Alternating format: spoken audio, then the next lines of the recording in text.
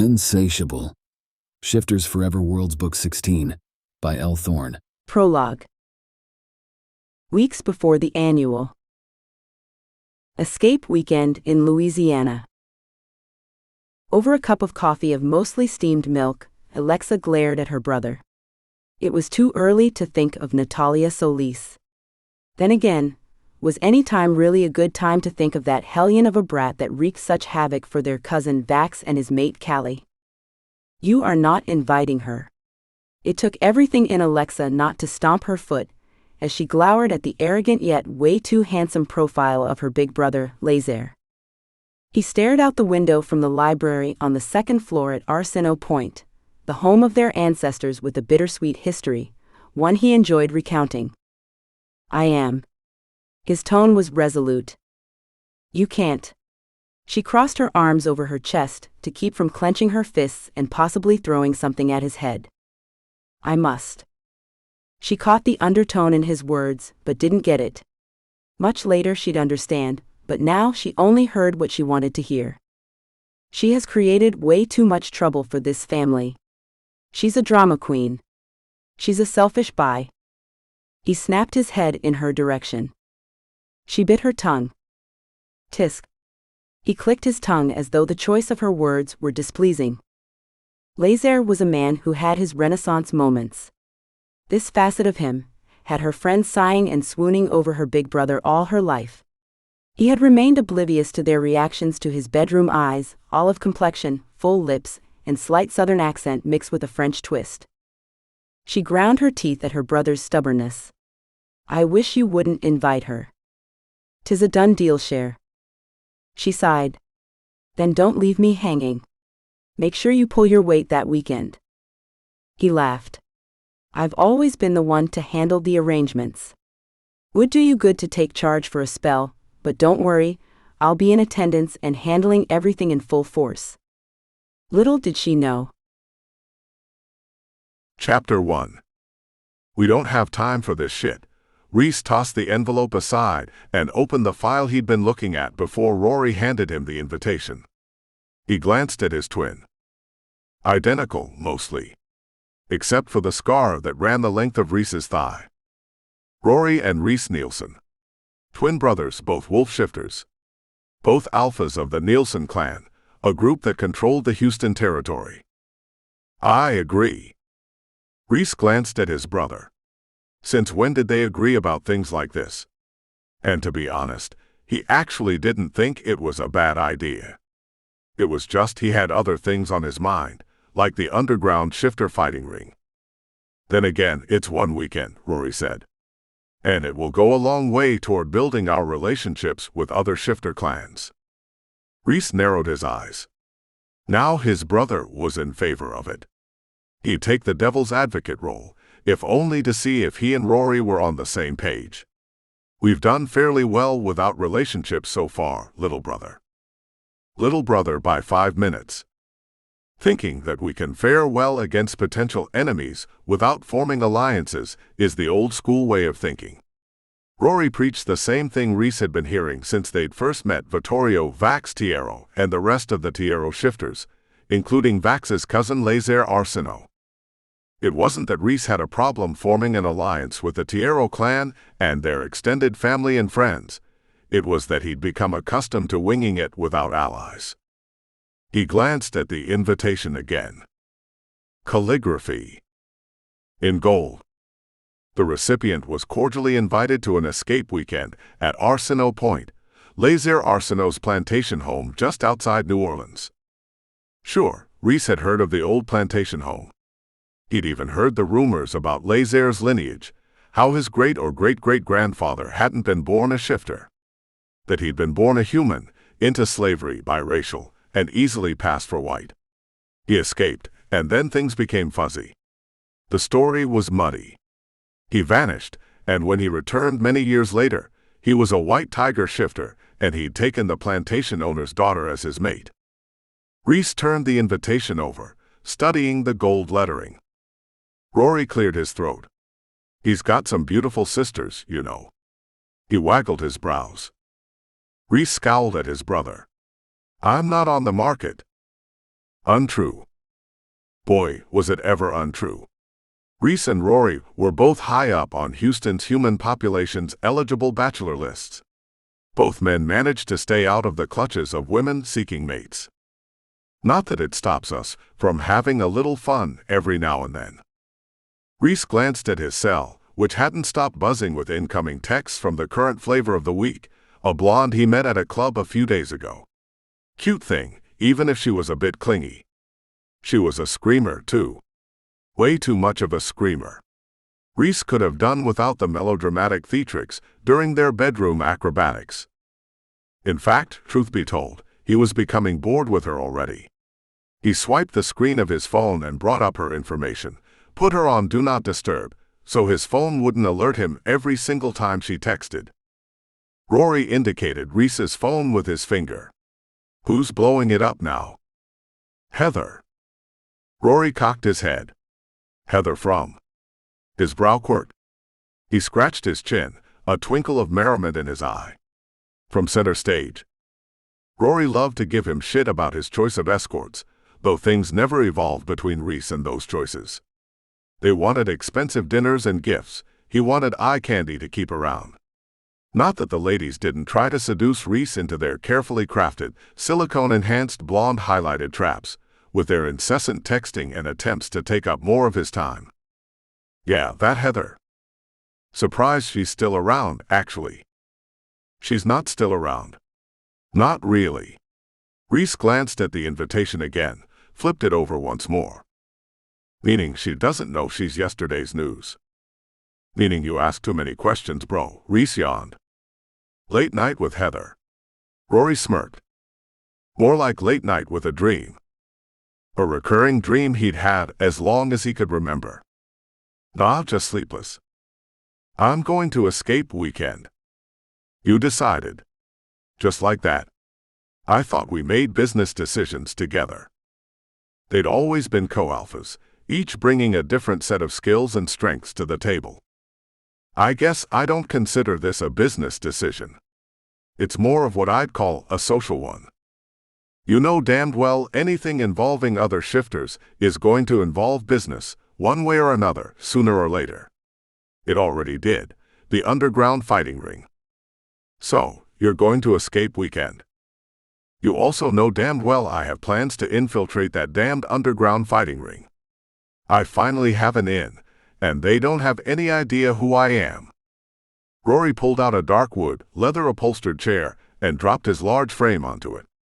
The chair yielded to his bulk with barely a protest. Rory and Reese were both 6'5", broad-shouldered and thick-chested, as Nielsen men tended to be. The Nielsens had been in the Houston area since the early 1800s, when they came over with several German families. A family of wolf shifters, the Nielsen group was a cryptic clan, low-key, and tended to keep to themselves, which explained how they'd managed to stay off the radar of most of the other shifters in the southern U.S., until Rory and Reese were of age and became alphas. Two wealthy, good-looking men, also single, did not miss the eyes of the ladies on the hunt in the area. So, the Nielsen clan was no longer as low-key as they wanted to be, certainly not as low-key as Reese craved. What kind of an in do you have? Reese paused. He rubbed his forehead, keeping his eyes trained on anything but Rory. Rory knew him too well. He couldn't lie to his twin. I have a chance to fight. What? No, you can't. Those fights are to the death. Reese nodded. He knew the risks involved. He raised his hand as soon as Rory opened his mouth. Save it.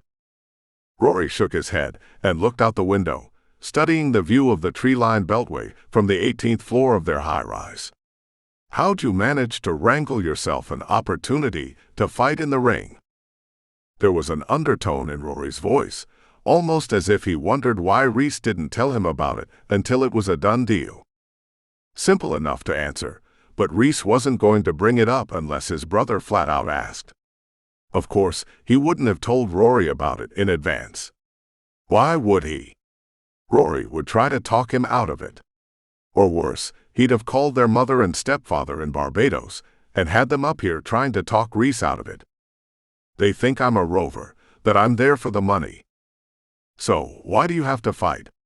Why can't you grab the guys you made the arrangements with and rid this area of the ring? Doesn't work like that. If you want to kill the snake, you got to get rid of the head. Those guys aren't shit when it comes to organizing. With them gone, the shot callers would just replace them and start it up again. I need to get rid of the bosses. That would send out a message not to fuck with us and not to try this shit near our territory. I'm guessing Mom doesn't know you're planning on getting into the ring. Reese shot his brother a dirty look. Naturally. And you want me to keep it a secret? He didn't care for Rory's tone. Not unless you want me to tell her about that night when. Rory held up his hand. Nah, no need to tell Mom about that. Let's make a deal. Sounds like we already did. I won't tell Mom about yours, you don't tell her about this. Rory laughed.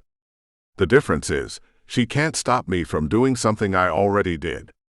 She could try to stop you. Reese groaned. Rory had a point. A phone call that would bring their mother into her rang, cajole and beg him not to put his life at risk would suck. I suppose you have a proposal. You know me too well. Rory wore his victorious smile. I'd like to wipe it off his face with my fist. Okay, not really. He was close to his twin, but damned if there weren't times he could be exasperating as hell. Okay, what's the proposal? You go with me to escape weekend. I join you at the fighting ring. This wasn't up for debate. Hell number. He wouldn't have his brother risking his life too. It was Reese's project. Reese's obligation. Like it or not, the 5-minute head start he had in life made him the older brother, still. And he didn't want to have his brother's death on his hands, if it came to that. Rory stuck his hand in his front pocket, pulled out his cell, swiped to unlock it, tipped it back and forth in a threatening manner. You'd really call Mom? In a heartbeat.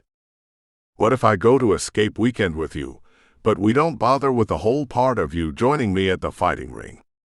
Rory gave him a look. The same one he'd given his opponents in the wrestling match when he competed against them in high school. Not happening. Reese wasn't intimidated. I'll go to escape weekend with you. What gives? Why is it you want to go? Not sure I want to, but thinking that having connections won't hurt. We won't stay past the brunch. A quick in and out, Rory added. Sure, no problem. Reese nodded. Then I'll slip away and take care of the underground fighting ring business. Alone. Chapter 2. At Arceneaux Point in the upstairs library, Alexa stared at her little sister as Evie stomped her foot, those eyes of hers flashing the fire of anger. You're not going to invite Mason Martinez. You can't. She drove her foot into the plush carpeting once more. Evangeline. Lézare put his hand on Evie's shoulder. Simmer. He gave her a hug. Surely you can manage a little party, and not let his being there bother you. Lézare. Evie pouted. A look that had never failed her when it came to the opposite sex. Cher. Clearly from Lézare's tone, this didn't work on him. Listen. It's a big house. Lézare. Evie screeched. Alexa tuned her siblings out. Evie's long-over relationship with Mason Martinez wasn't at the top of Alexa's priorities. They faded out, though everyone had been convinced the two had been fated mates. Oh well. Shit happens. Maylene, their housekeeper and so much more, snuck in, placing a platter of fresh beignets on the long table under the mirror.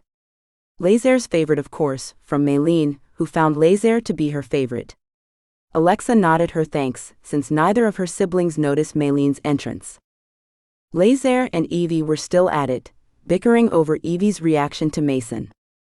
Alexa was hardened to relationships and men. She'd seen more than enough to convince her she wanted nothing to do with entanglements. Evie shouldn't be so upset about Mason being here. It was obvious she still had feelings for him. She should be happy he'd be here. Maybe they could reconnect. Unless he brings a date. She glanced at her hot-headed sister. Oh shit. That would be explosive. Bitterness crossed Lézare's face, as if he'd drunk unsweetened lemonade. What's that look about? She asked him. What look? He wiped the scowl away. She shook her head. They were too close for him to think he could fool her, but she wasn't going to push the matter. Evie. She turned to their younger sister. You'll have to figure something out. Mark and Vela are invited. Obviously, since Vela was their cousin and Mark was her mate. And so is Mason. He was Mark's brother, after all. What you and he had in college, however it may have ended, is in the past. You cannot disrupt this occasion, like you did the Shifter Council meeting. Alexa forced a smile to her face to soften the blow of her words. The Arceneaux Shifter Masquerade Ball only happens once a year. Why does he have to be here? It's our party. It's an Arceneaux event. Evie's claws began to extend. The sound of two creaks and bone crunching heralded Evie's shift as she morphed into her white tigress. Then she snarled at Alexa and Lézare and left the room with a couple of leaps, turning the corner, and just like that she was out of sight. That went well. Lézare reached over to the silver tray holding the beignets, took one and bit into it. Not really well. Sarcasm tinged Alexa's voice. Siblings. Speaking of, what the hell was up with Valencia? Where was their errant, headstrong other younger sister? Alexa took a glance at her phone and frowned. Still no word from Valencia. Nothing? Lézare asked, clearly in tune with what was giving Alexa pause. Not a word. Not a text. Not a call. She slammed the phone onto the table. On the way home from Georgia, she hadn't kept in contact with them to let them know of her progress. Or her well-being. That's not like Valencia. She has her faults, but not keeping us posted isn't one of them. Maybe we should be happy she's not texting and driving. Lézare took another bite. A tiny flicker in her peripheral vision caught Alexa's attention. She glanced out the window. Lézare. Someone's here. He set the beignet on the plate, then rubbed his fingers on a napkin to rid them of the powdered sugar. Who is it? She scrutinized the driveway. I don't recognize the vehicle. Change that. I don't recognize either of them. We're expecting at least a dozen guests who will be staying on the premises instead of in the city. It's no surprise vehicles are pulling up. He put his arm around her. She leaned her head on his shoulder. What's going on? I'm sensing something's up with you, Alexandria. She gave him a playfully dirty look at the use of her full name. Nothing. I've got this feeling. Maybe it's stress or Evie and Mason. She needs to relax. I don't think you understand the depth of her feelings. You've never been in. She bit down, clamping her lips shut. She didn't want to say her brother had never been in love. Had he? Had he ever experienced heartbreak? She had. Then again, had she really? Alexa wondered about it, thought of the man she'd known when she'd been in New York that one summer. A handsome polar bear shifter. She pushed the memories back. It didn't work out. That's all that mattered. Lézare was talking. If they have feelings for one another, they should act on them. The door on one of the vehicles opened. A squeal escaped from Alexa's lips before she could have thought to quell it. It's Callie. You didn't tell me Vax and Callie were coming. Next to her, Lézare covered his ears. Then Alexa saw the rest of her cousins and their mates, all but Sophie, who'd stayed in Europe to have the baby. The baby Sophie had kept a secret, with Alexa and Lézare's help. No Sophie? Lézare asked. She decided to stay abroad a while. She'll be back. A wistful note Alexa couldn't hide colored her voice. She loved the blonde tigress who was the baby of the Tiero shifters. Alexa and Sophie had formed a special bond. Let's greet our family. Chapter 3. Lézare and Alexa greeted their friends and family from Dallas on the front lawn, Then they took everyone down to the cabins to show them their accommodations. After a few moments, Alexa took the opportunity to slip away to her room to ready herself for the evening's cocktail party. She glanced in the mirror. The black dress was perfect. More or less. She'd have liked it better if she could have a little less of an exaggerated hourglass figure, but you did what you could with what you had. She sucked her breath in. Yeah, that's no help. Just made her boobs look bigger. Not what I want. She was already self-conscious enough about their size. A knock sounded at her door. She listened with her shifter hearing. The pulse was Evie's for sure.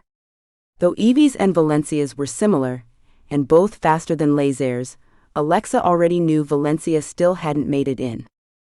She was going to have a serious talking to with their baby sister when she got here. She opened the door for Evie and stood back to admire her. The shimmering emerald dress brought out the green depths in Evie's eyes and offset her auburn hair. All three sisters had auburn hair just like their mother before them, but in varied shades. Let's fetch Lézare and get the show on the road. Evie's gaze glittered a dangerous green, though her mood was joyous. The two sisters made their way down the oriental rug running the length of the upper hallway. At Lézare's door, Alexa knocked. Enter. Lézare opened it, handsome in a black suit that set off his olive skin and mysterious eyes. Ready? He put his arms out. Alexa took one, Evie the other. He escorted them down the wide hallway toward the even wider staircase that opened up to the reception room. The sounds of the cocktail party announcing the merriment was well underway. Evie's smile beamed sharp white teeth between a set of full lips. Ready. It's almost like she's ready to do battle. Alexa shoved the thought aside. It would be better not to have battles. Thank God Mason's not here. And you? Lézare turned toward her, his fingertips on her hand pressing gently. Are you ready? She pushed a smile to her face. I was born ready. She knew she was going to have fun, but why there was this niggling thought that kept pressing on her, like something was going to happen this year. She should have visited Leandra, to figure out if the feelings plaguing her held any merit. It was Leandra Mathieu in the bayou, who had provided the concoction that allowed Sophie to keep her pregnancy a secret. Though she was sneered at by some, Alexa believed in the power she had. Lézare wasn't fond of the idea that she visited Leandra on occasion, though even he couldn't argue she had been helpful when Sophie needed assistance. The trio of siblings reached the base of the stairs where a waiter held a tray of champagne flutes. The rest of the family, the Dallas Tieros and their group, were already in the reception room. Also in attendance were a few dozen of the shifters they'd invited. Most were from the continental U.S., but some were from Europe, the Middle East, even Africa. All guests were unmasked, as masks were worn for the ball, not the cocktail party. A few of the guests had wristbands, black satin with a gold stripe running down the center of the band, lengthwise. This indicated the shifter was taken, thus avoiding any clashes. The Arceneaux had seen deaths and duels arise in the balls of 1891 and 1897, prompting the incorporation of the bands. It kept things simple, and for the most part no shifter encroached on another's mate. The skin on the back of Alexa's neck prickled, the tiny hairs rising. She paused to get in touch with her shifter senses. The sensations were caused by the energy coming from Evie. She glanced at her sister. Evie's face was flush, her jawline tight, her hands gripped into fists. Alexa looked toward Lézare to see if he'd picked up anything. He seemed oblivious. Evie stopped mid-stride. He's here. Her words were a hiss. Lézare glanced about. I see, he said around the smile that appeared phony to Alexa but would likely fool the guests. Alexa's shifter senses could feel her sister's pulse racing. If this is what love does to you, I'll have nothing to with it, thank you very much. Evie glared at Lézare. I thought you said. I never said anything. I don't know anything. I invited him because I had to. He's family now. Lézare's voice was dangerously low. This is unbelievable. Evie's tone was controlled, though her eyes had that glittery appearance again. My own brother and sister side with anyone but me. Lézare gave Alexa a pleading look. What the hell am I supposed to do? She shrugged slightly. Let me, Lézare began. Monsieur Arceneaux. Alexa glanced behind them. One of the temporary employees was approaching, a concerned expression on his face. You have a phone call, the help continued. This isn't a good time. Tell them to call back. Lézare turned toward Evie. I did mention the timing was not good. I was told it was urgent. Lézare heaved a sigh of exasperation and gave Alexa a pointed look as if saying, Can you deal with this? Then he said, I'll take it in the den. Great. Just great. And I get to handle this. Alexa stared at Evie. And that? Alexa turned her gaze toward the guests. You owe me, big brother. She glanced at the seething Evie. Can't you fake it? No. I'm going to my room. Evie's whisper was vehement. She turned on her heel and hastened back up the staircase they just descended. Alexa downed her glass of champagne.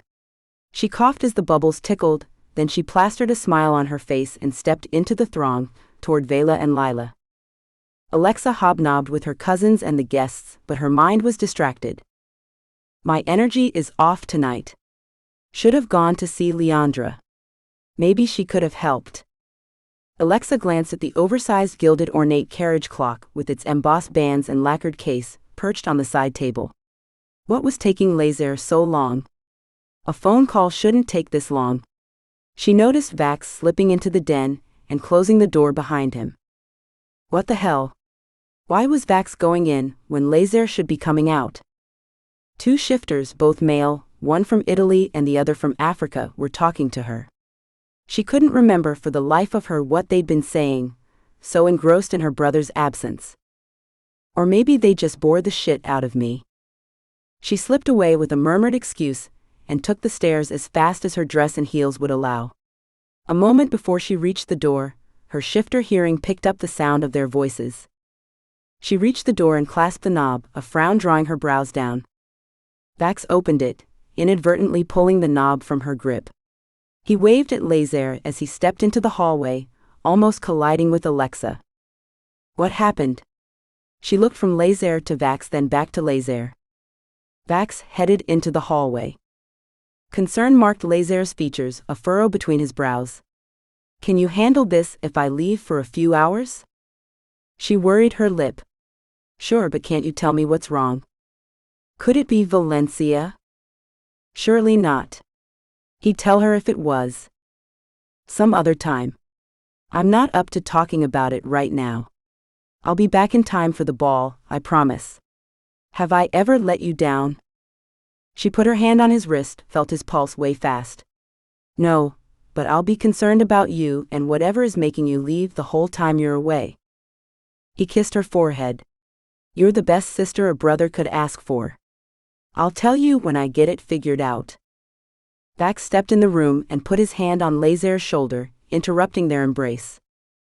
The Nielsens just arrived. I asked them if they could let us know what's going on with the underground fighting ring. Lézare hesitated. Tell them to wait until brunch on Sunday morning. It's not like anyone's going to leave to check into this, Alexa answered for him. True. Lézare tossed her an appreciative smile. Vax mock punched Lézare's arm. Indeed. Go take care of this thing you have to handle. We'll be here taking care of this. We'll try not to miss you.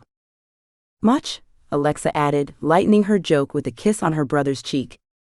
She turned back to glance at her brother as Vax escorted them from the room, and found a contemplative look on his face.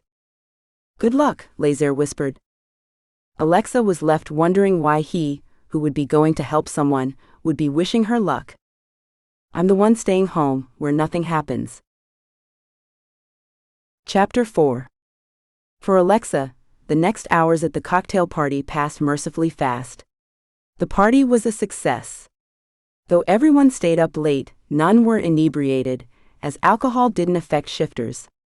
Their bodies tolerated alcohol, and it had no more an effect than water. She'd played the role of hostess, one she usually played at these events, though typically she had Lézare next to her, taking the brunt of greeting and seeing to things. Lézare was a great big brother. He handled most everything and coddled his sisters, though Alexa received the least of the coddling. She smiled at one of the guest shifters and promised him a dance at the ball. Her shifter senses went on alert. She felt eyes on her. She glanced around the room to see who was watching, but came up empty. Probably Theo. Her brother's head of security had long harbored feelings for her, and he made no secret of them. She had thought once when she was younger that she was interested in him, but the chemistry just wasn't there and she couldn't fake it. A hand on her arm tugged her from her thoughts. Vela. She hugged her cousin. Here to save me? She whispered close to Vela's ear. You look a little strained. Vax mentioned Lézare had to go. Seems Evie's still absent. Vela frowned her disappointment at Evie's antics. Then worry crossed her face. And as far as Valencia goes, no word. Nope. She hates flying, but she should stay in touch when she's driving in. It's natural we'd be worried about her. Vela nodded. When is Lézare returning? Alexa shrugged. At the very latest, before the ball. That's tomorrow night. Vela scowled. Tell me about it. So, what are you doing tomorrow? Hiding. Alexa flashed a mischievous smile. That's what you want to do. Vela hugged her. But what are you really going to do? I was taking the bus to New Orleans, before Lézare pulled his vanishing act. Now it seems I'll stay here and supervise. It'd be nice if I could get Evie to go on the bus. Vela pulled back and made a grimace. You could, if Evie was assured Mason wouldn't be on it. She cocked her head, her eyes lit up. I'll tell Mark to ask Mason not to go. You tell Evie he won't be on it. Alexa nodded. That should do it. I'll go to her room after the party and talk to her. She's still locked in? Still. Alexa released a sigh. Mayleen's? Vela glanced around as if to be sure no one was paying attention to their conversation, then continued, She knows about shifters. Alexa nodded. I know that's not how it's normally done. Our help, the help of everyone I've known all my life, none of the humans know. It's strange. How'd you figure out she knew? I saw Evie for a second, as I passed by the kitchen area. She was talking to Mayleen. She was angry, probably involving Mason, and she started to shift mid-conversation. She didn't complete her shift, but the thing was, Vela leaned closer, Mayleen seemed to take it in stride. She's been with us a long time. It was shocking at first. I thought I was seeing things. Vela wore a look of chagrin. We should have told you. We don't make it a habit to shift in front of her when we have guests. Lézare will be pissed if he finds out. He won't find out she was shifting in front of the help from me. Don't worry. Enough about that, let's talk about something more exciting, a baby. How's our expecting mother Callie? She's gone to her room to rest. Doc's keeping an eye on her. Is Vax nervous? He's doing a great job of hiding it. Vela drummed the tips of her fingernails against her champagne crystal. How are you holding up? First Tiero grandbaby. First in the next generation. My father hasn't stopped texting. He's driving me crazy with worry. I wouldn't be surprised if he and my mother came in. Her smile was rueful. Except they'd find out we aren't in Dallas. He doesn't know Vax and Callie came to Arceneaux Point. He'd have a problem with it? Are you kidding? Giovanni Tiero's firstborn's first child, being born in the woods of Louisiana, away from modern medicine? He'd lose it. Her laughter was loud. And contagious. Alexa couldn't help the laugh that burst forth. She hugged Vela. She was thankful her brother and Vax had connected a few months ago. Her newfound cousins were good to have in her life. Giovanni Tiero sounds as bad as my father was. I'm glad my father learned what matters before it was too late. Vela took a sip of the bubbly drink, until all was gone but the strawberry that had sunk to the bottom of the flute. Alexa nodded. Too bad mine never had the chance to mend fences. The older ones can be so set in their ways, Vela commiserated with her. Lézare told us a little bit about your father when he was at the Shifter Council meeting. Do you think if he hadn't been killed, he would have come around like my father did? I'd like to think so. Hey, what's up with the long faces? Lila walked up holding hands with Sai. Just reminiscing. Alexa pulled away from the memories of her long-gone father. Fathers, Vela elaborated. Understood, Lila said. Sai nodded. Alexa had heard Sai lost his father when he was much younger. He would understand. Good party, Sai said. True, Alexa agreed. Glad it's almost over. Chapter 5. At the party in the reception room at Arceneaux Point, Reese adjusted his tie. He rubbed his palm over his thigh.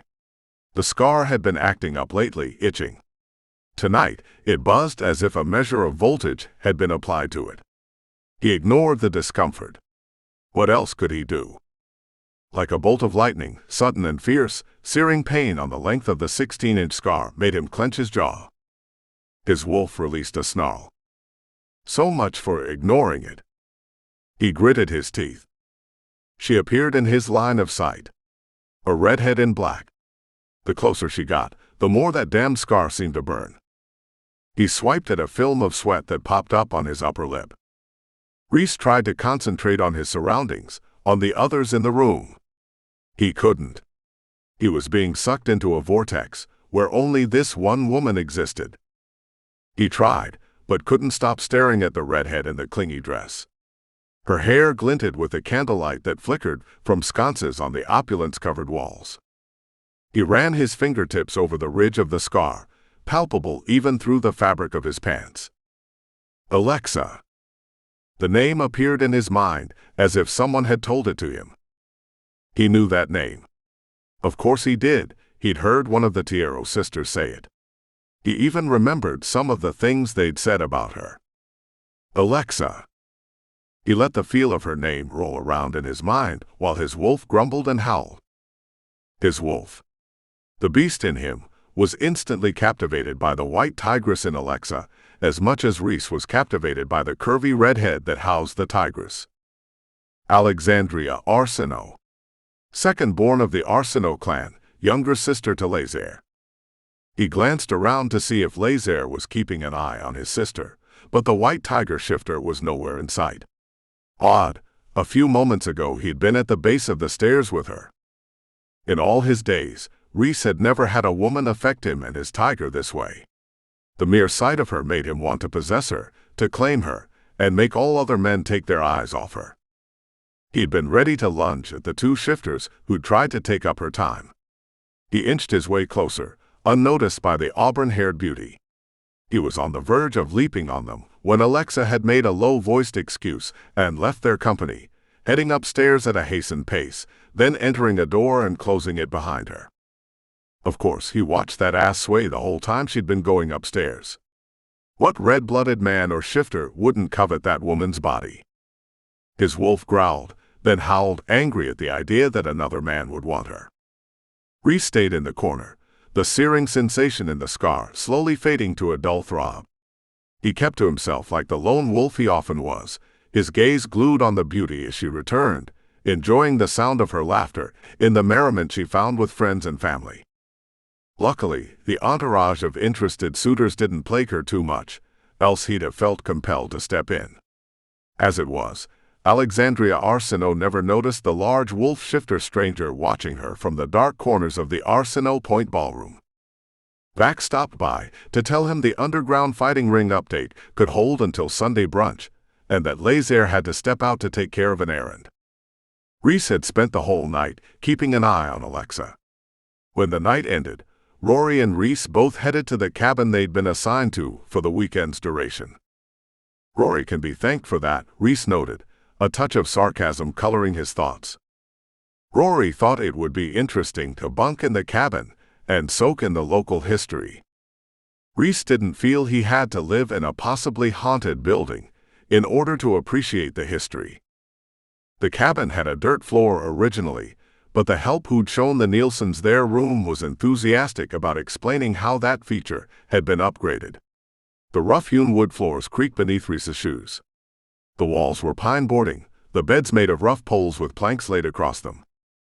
The help again was happy to note the mattresses also were a modern accommodation and not available during the slave era, stressing that had there been mattresses then, they were filled with corn shucks. He also indicated the electricity was new, as back then torches were used for lighting. Reese thanked the man and asked if tipping was allowed. "Of course," the man said with a smile. After the man left, Reese threw his bag onto the cabin's floor and let out a long breath. "What's on your mind?" Rory sank into the lower bunk and perched his hands behind his head.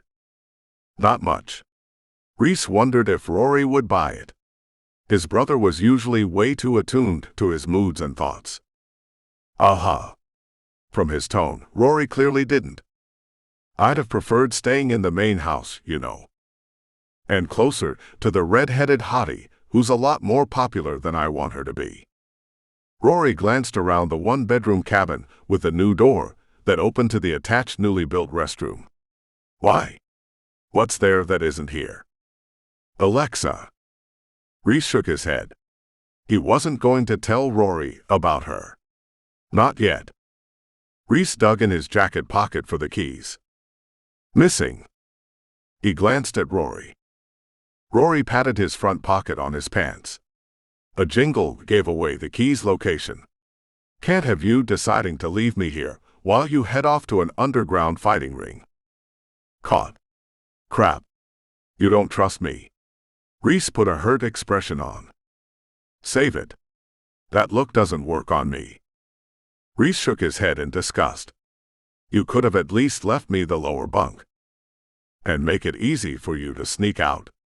"Not a chance." "Little do you know, bro." Reese climbed onto the upper mattress, his head striking the low ceiling, sending dust and other debris down from the rafters. "Fuck." He ran his fingers through his hair, knocking the crap loose, then dusted off the bedspread. He sprawled out on the bed, his feet dangling over the edge, definitely not designed for a man his size. "What are we supposed to do all day tomorrow, before the ball?" Reese asked Rory, though he had no clue why. It's not like his brother would know more than he did. Or would he? Rory clearly didn't spend his entire evening in a corner watching a redhead. "We can hang out, explore, go to New Orleans, or sleep." "New Orleans, huh?" Reese hadn't been. "Would Alexa be going?" "Yeah, an organized event. Seems Lézare chartered a bus to take anyone who wants to go." "An organized outing. Are you going?" The response Reese received was a snore. Rory was out. Reese rolled over. Or at least he tried to.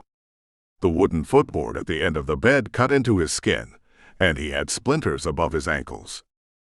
The night was silent around him. His cell phone was still in his pocket. He fished it out and checked the time. 2 in the morning, and he still hadn't gotten any sleep. "What you're planning is folly," a woman's voice said. He looked around, his shifter sight picking up no sign of anyone else in the cabin. Did he dream it? No, not possible since he wasn't asleep. Did he think it? He'd never thought in a woman's voice before. "What am I planning?" he whispered. "You will get Alexa killed." "Who the hell?" He sat up. His head struck the ceiling's timber, cracking his forehead. He felt the blood seeping. He swiped it away impatiently and climbed out of the upper bunk. "Where you going?"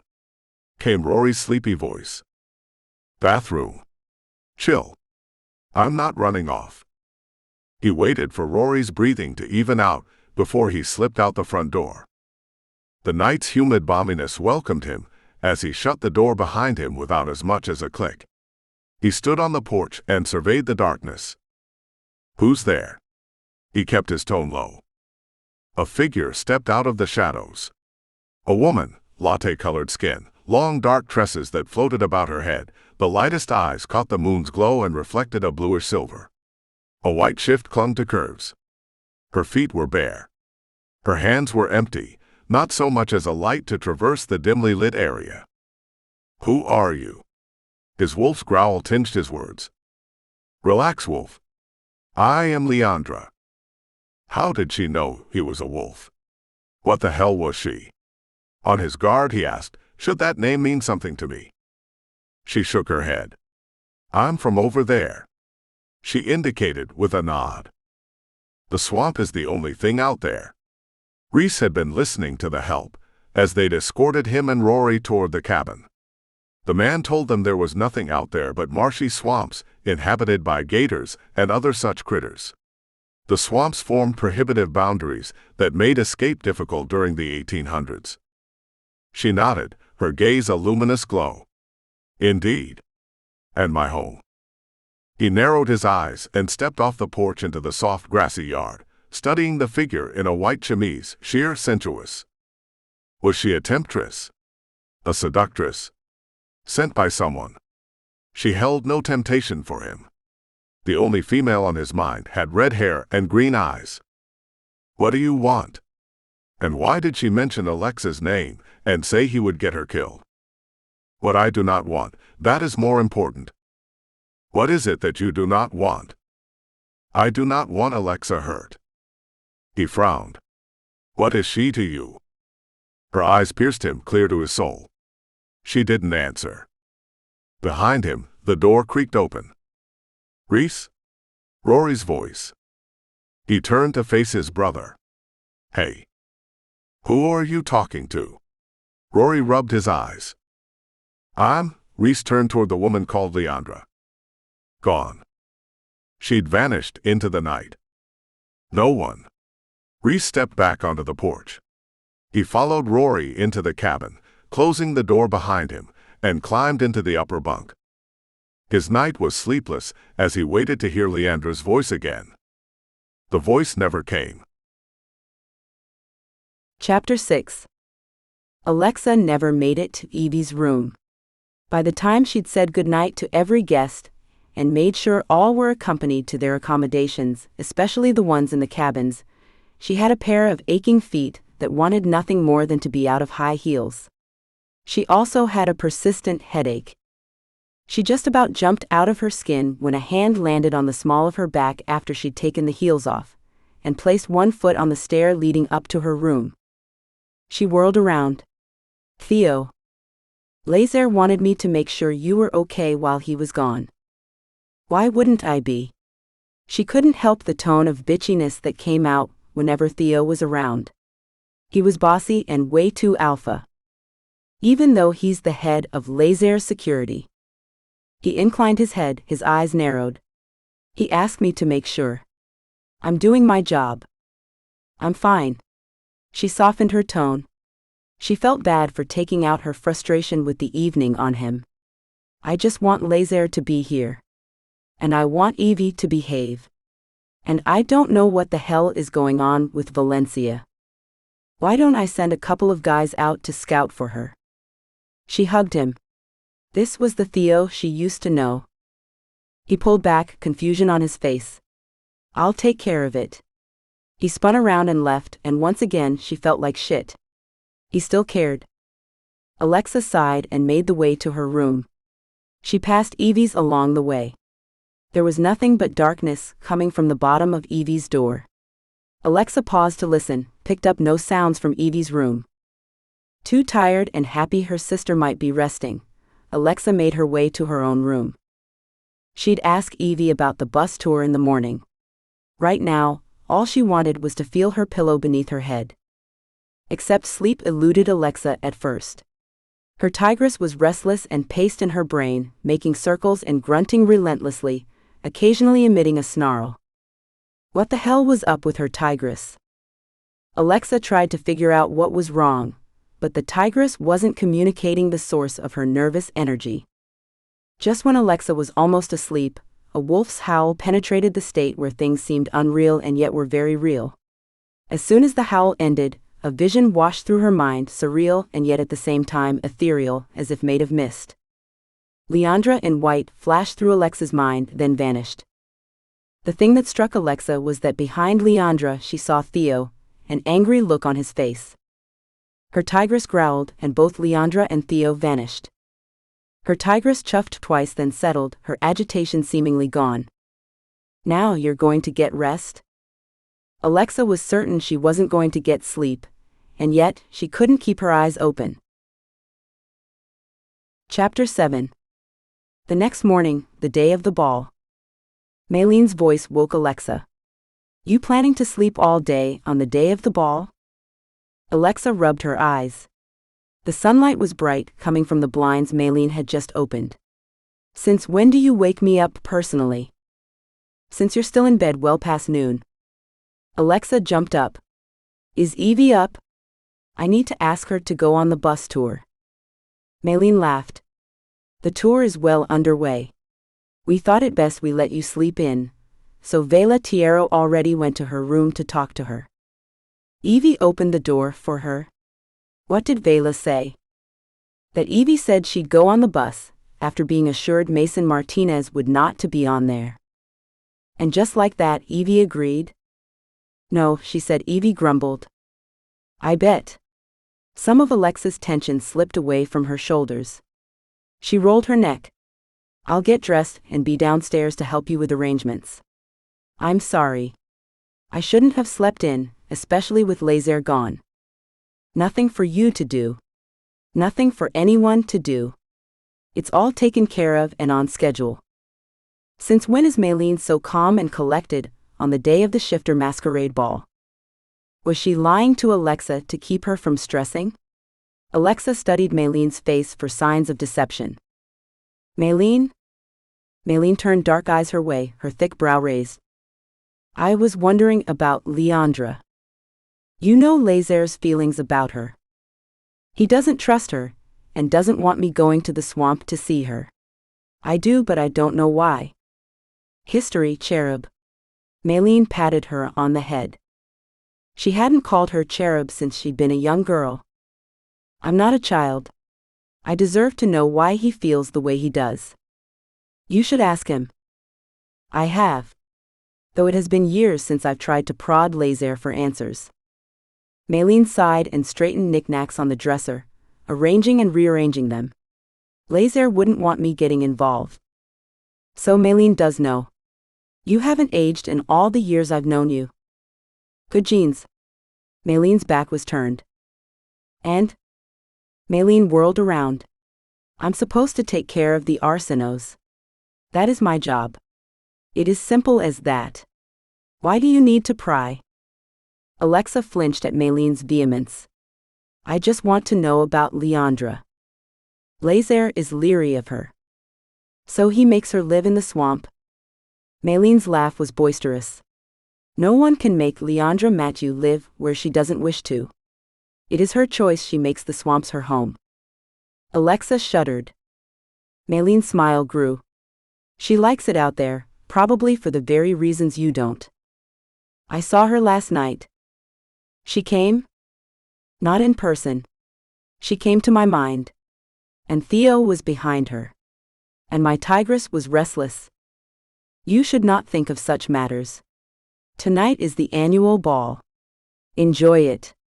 Think of things such as those after the ball. I'll be down in a bit. After I pay a visit to the swamp.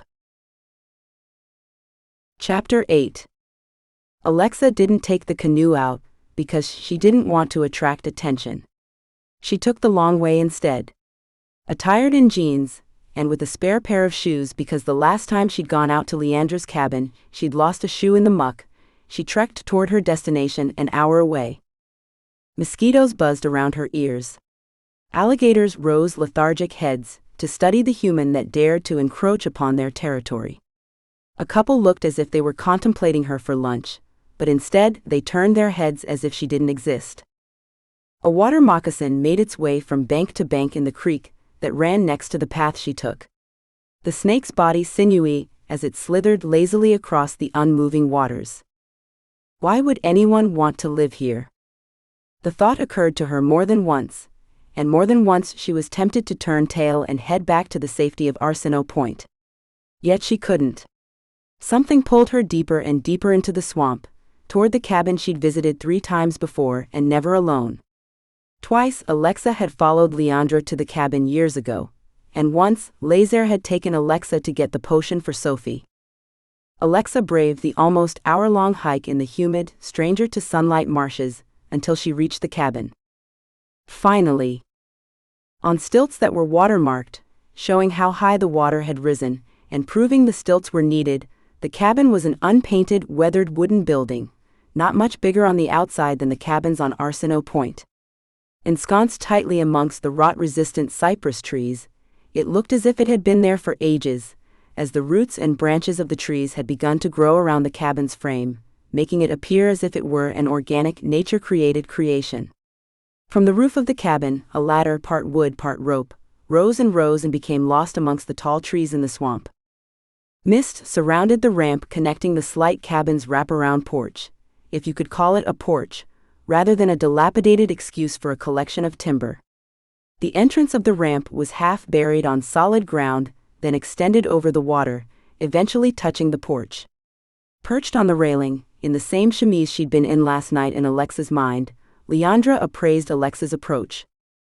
"You're expecting me," Alexa whispered. "I hoped you'd heed my invitation." Interesting choice of phrasing. One typically heeds warnings and accepts invitations. Leandra nodded, her light eyes glowing in her light brown complexion. "In some cases. Not in this one? Why did you want to see me?" "Changes are coming to Arceneaux Point." "Whoa. What?" "Alexa. What the hell are you thinking? Your brother has forbidden you from coming here alone." She whirled around to face a voice she knew all too well. "Theo. Why are you skulking through the bayou following me? Lézare told me to watch you while he was out of town.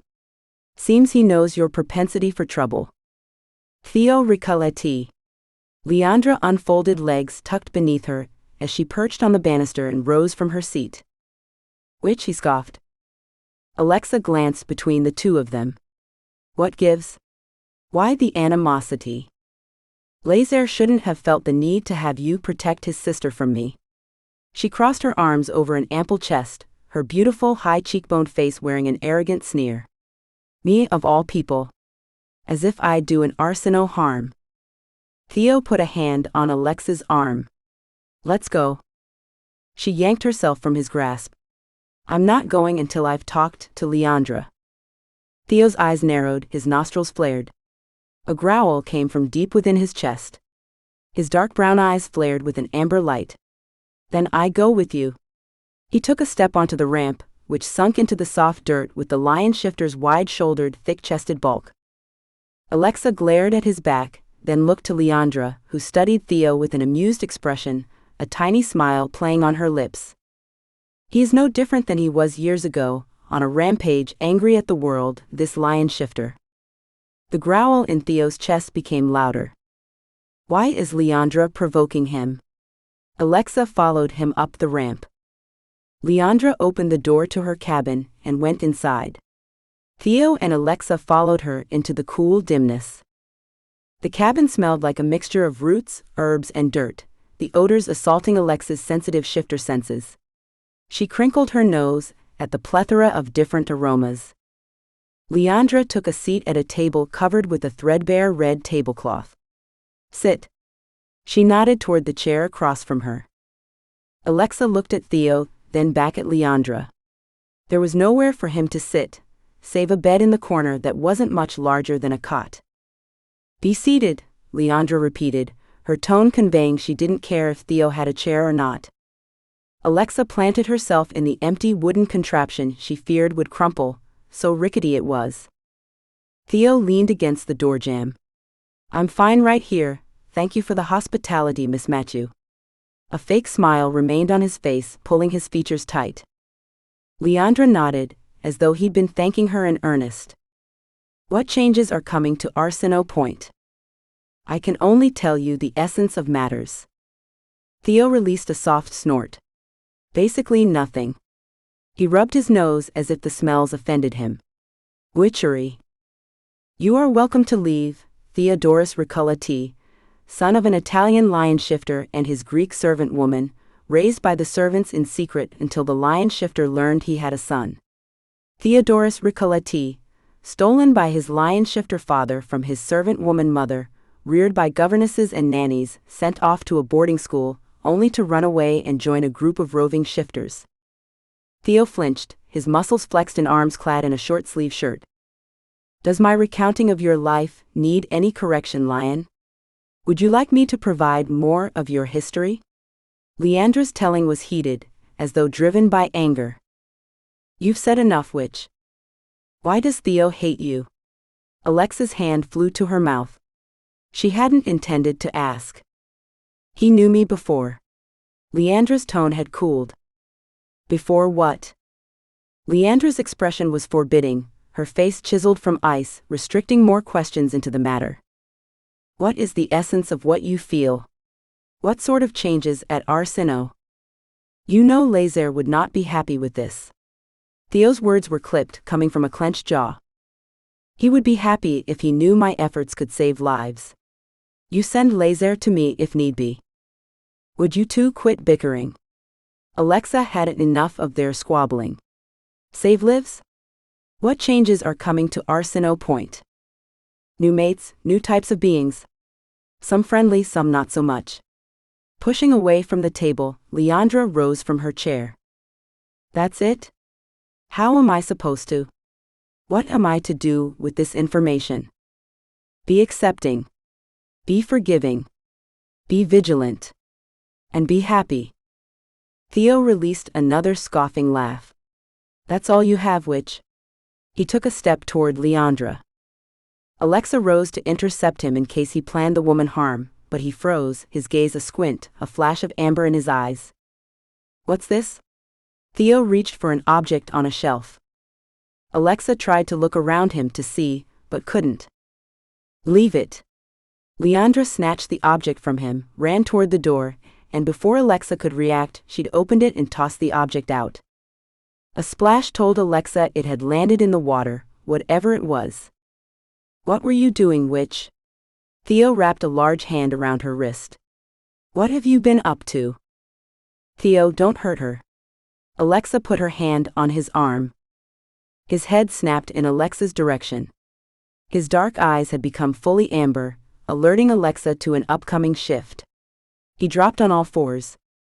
Theo's face widened, then a tawny muzzle began to take form, thick wiry whiskers poked through the skin on his face. Bones crunched, tendons tore, creaking heralded his change into a large dark-maned lion. In the grassland, he'd have looked massive.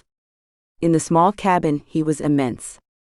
Fear for Leandra's safety took precedence for Alexa and her tigress. She closed her eyes against the discomfort, as her tigress determined to come forth and protect Leandra. Her eyes flew open. Sinew and muscles lengthened painfully, flesh stretched, fur emerged. A growl emanated from her widening chest. In her tigress form, Alexa stood to her full height in front of the large lion Theo had become. He rumbled at her. She snarled. He leaned back and opened his cavernous mouth wide, jaws spread, teeth bared and gleaming. He released a roar that shook the cabin's contents, leaving tiny glass goblets tinkling as they clinked into each other. His roar would have made her cringe, except she was driven to protect the human Leandra from him. She felt him push for a link, pressing her for their minds to sync the way shifters did to communicate when in their shifter form, able to talk in each other's heads. She accepted his request. Leave, Theo commanded her in her mind. I'm not going. You can't hurt her. My lion wants to, he pawed at the pine floor. His claws extending, blade sharp, they dug into the wood, dragged across, leaving deep cream-colored gashes in the weathered dark flooring. Alexa sensed a change in him. He was releasing a different energy, his pulse was racing. The scent she picked up was one of confusion. Shift back, please. Let's talk this out. No. He released another roar, this time in their sync, inaudible to human ears. Alexa flinched from the deafening sound filling her tigress's mind. Shift. I'm asking you as your boss's sister. She pushed her own tigress away and took control of her body, pressing toward a shift into her human skin. Leandra put her hand out to the mighty lion, her gaze bold. I know you won't hurt me. I know you can't. You, the one I couldn't control. You're not as easy as Theo, are you, Cher? Though her tigress resisted the shift, Alexa pushed harder. Seconds later, after more creaking and stretching, then contracting, she was in her human form. Alexa staggered. Leandra leapt forward and caught her before she could dive headfirst into a bookshelf that housed glass, ceramic and porcelain pestles, bowls and cups. Alexa held on to Leandra for support. Shifting back so quickly in succession took its toll. She was drained of her shifter energy. I've got you, Alexa, Leandra whispered. Bring Theo back, brave lion. I promise no spells. The lion released a chuffing sound. Alexa stared. What's bringing Theo and no spells about? He stretched, his jaws opened in what looked like a yawn. Within seconds his muscles contracted and his body morphed, bringing Theo back and pushing the lion into the man once more.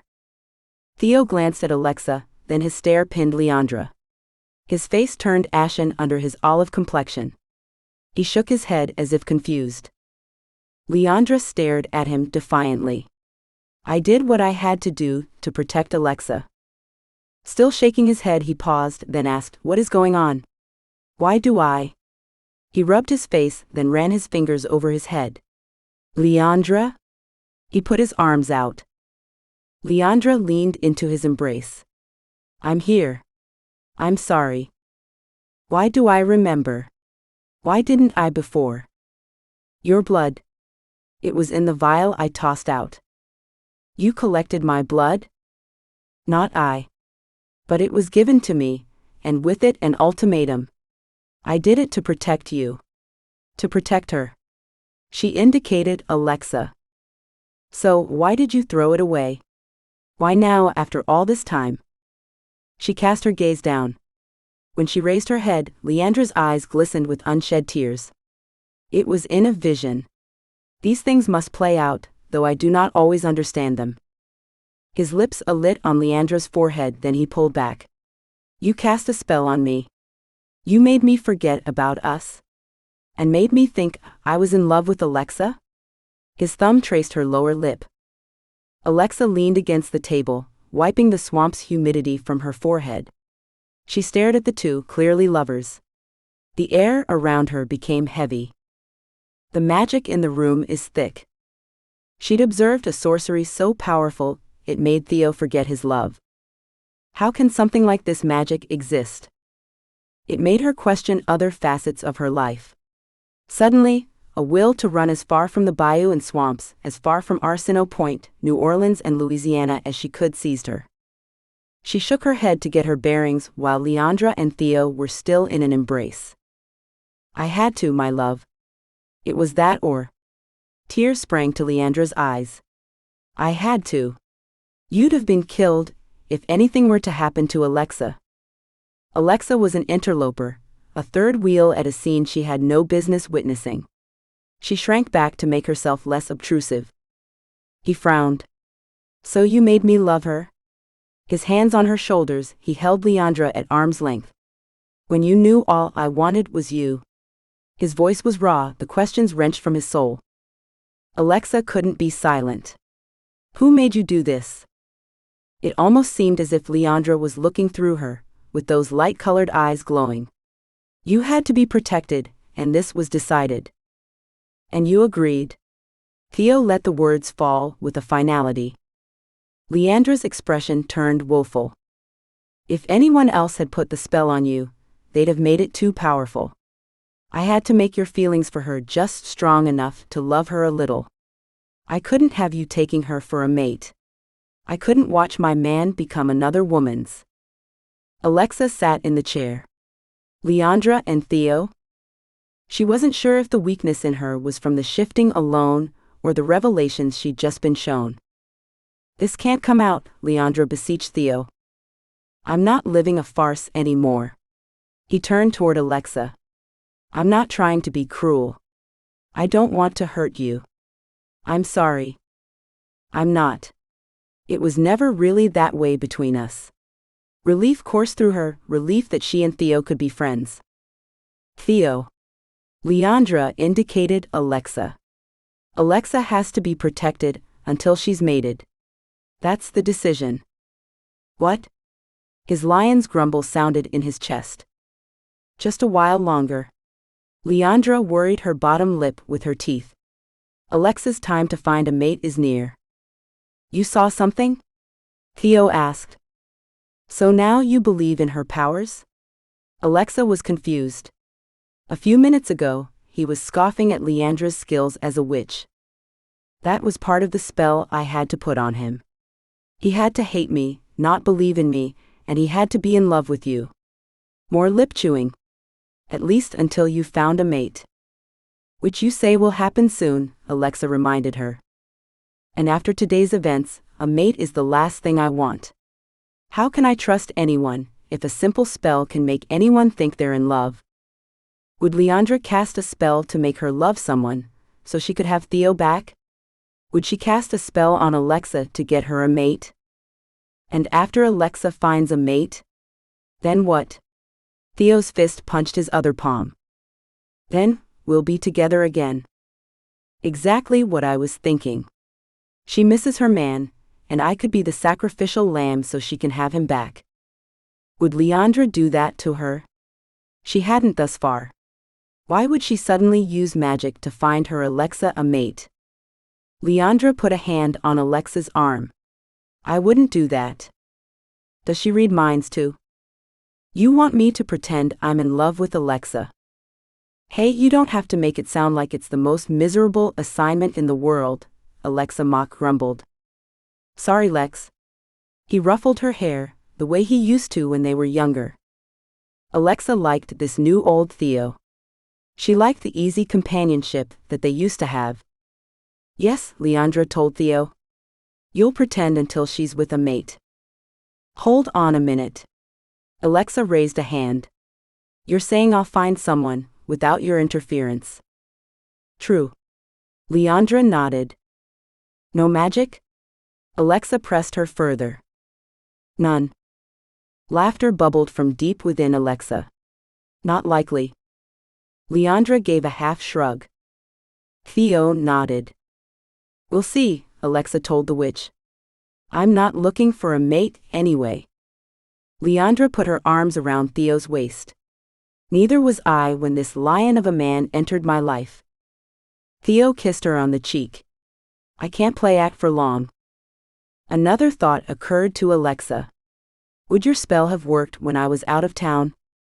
Does my brother know about this? About the two of you? Theo gritted his teeth, his jaw muscles working. How can he? Her spell made it so, as I couldn't even remember loving her. I couldn't tell your brother what I didn't know. You still can't. Lézare cannot know I've been here. You can't tell him anything, Alexa said. Alexa. Leandra's tone was serious. She turned to face away from Alexa, fiddling with items on the table. I saw a wolf. And I saw a path with two choices. One choice was dangerous, your life was in danger. The other. She shook her head. The other was not as clear, but it held happiness. Why does it feel like she's holding something back? Does this have something to do with the change that will happen in Arceneaux Point? It's a part of it. We should get going, Theo tapped Alexa on the shoulder. You have a ball to prepare for. Yeah, and Lézare is still absent. I wonder if Valencia's made it in yet. Alexa glanced at her phone. No service. Great. So even if Valencia has made it home, I won't know until I get into an area that has service. Theo took Leandra in his arms, eclipsing the woman against his wide chest. Her eyes gleamed as she tilted her head. He placed his lips on hers gently. Uncomfortable, Alexa averted her eyes and slipped out of the cabin to wait on the porch. The sound of their soft murmured promises carried out the windows, while the breeze caused sheer fabric to drift in and out of the open shutters. Moments later, Theo stepped onto the porch, his face ruddy, while Leandra dabbed at the corner of one eye. Soon, Leandra whispered. Theo nodded. Ready? He asked Alexa, his voice tight with emotion. She nodded. Alexa and Theo made the trek back together. Alexa slowed her pace. Where is this coven? Who is in it? Alexa kept her voice low, knowing his shifter hearing would pick it up, but not wanting anyone else to overhear. I don't know. I don't get involved in that part of her life. I used to visit her in her cabin until... He scratched his head.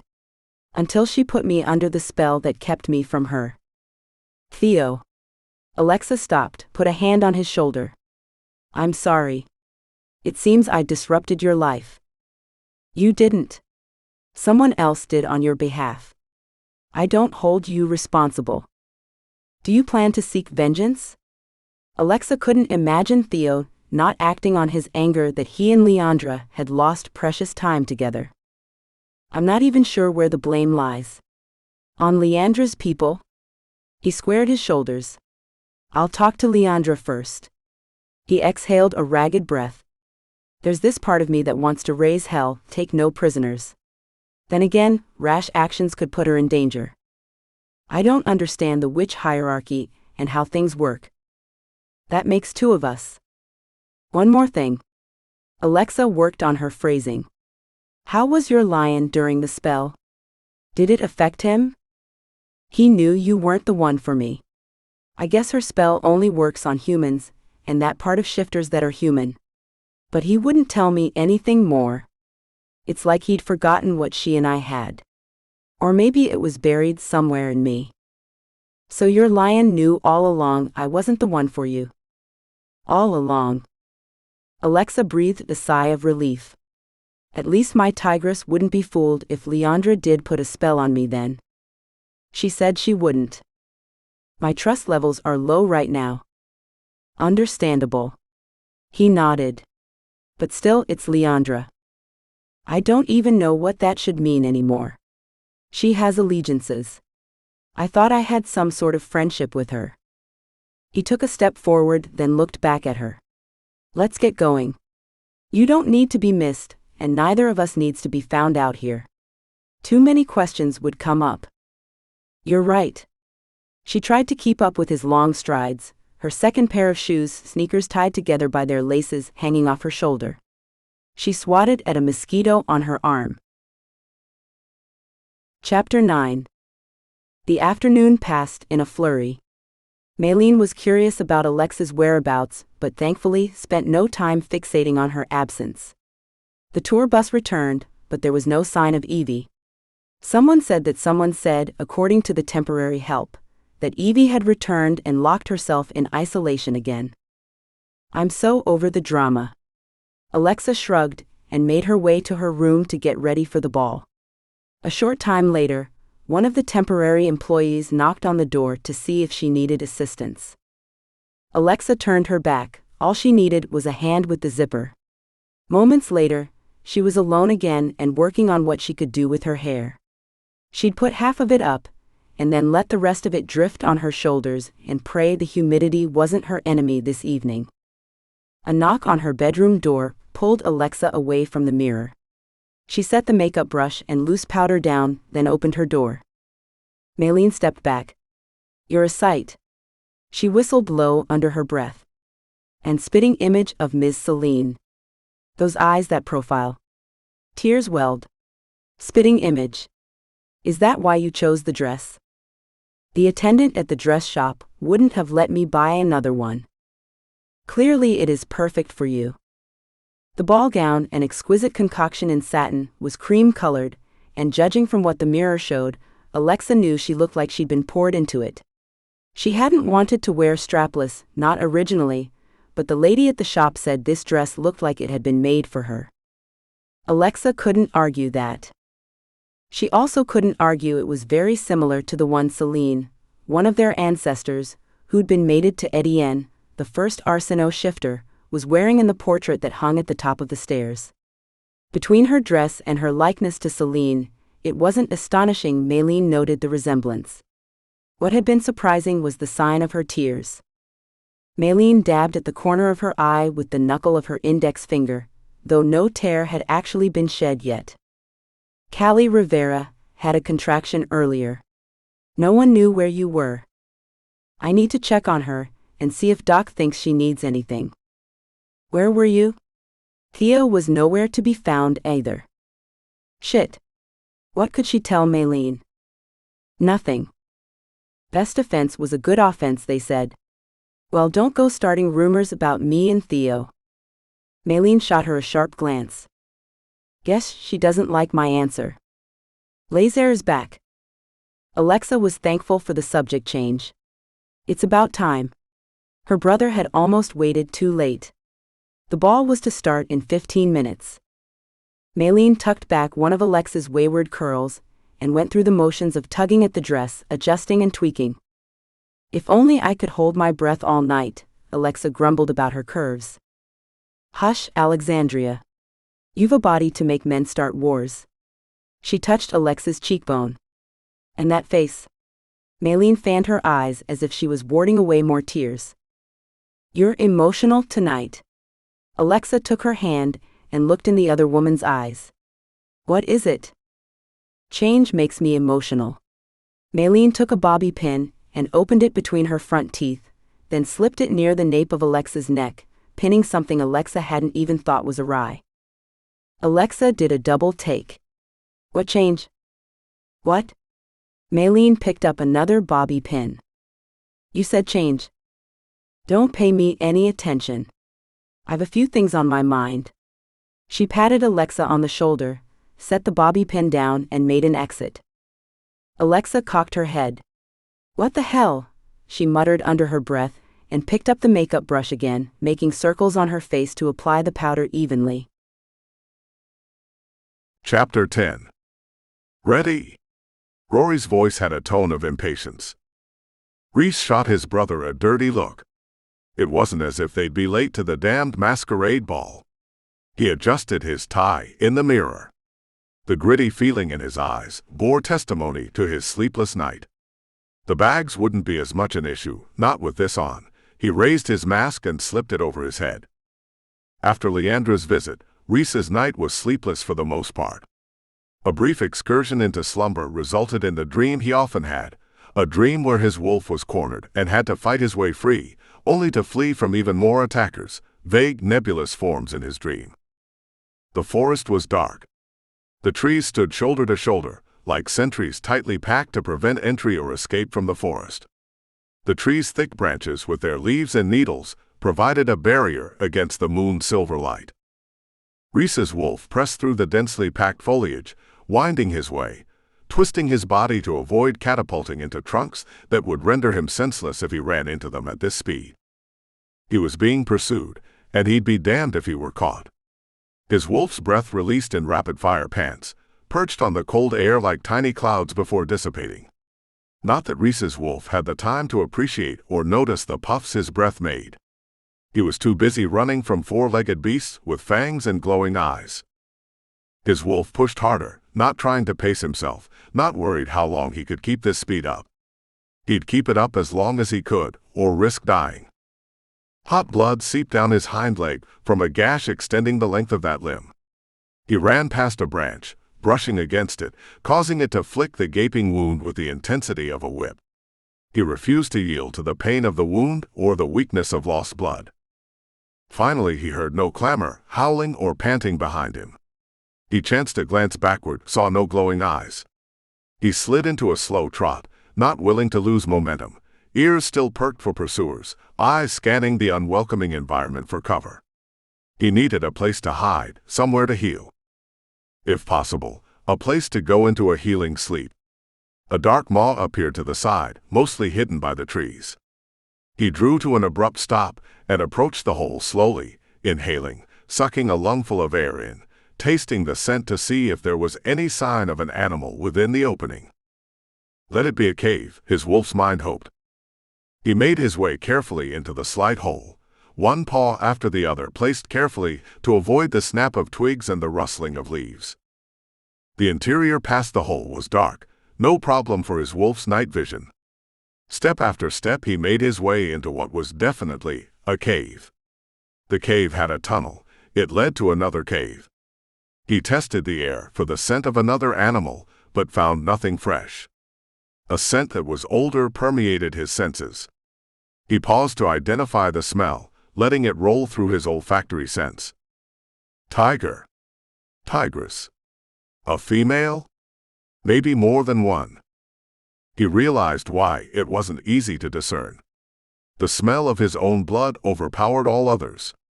He glanced backward at his wounded hind leg.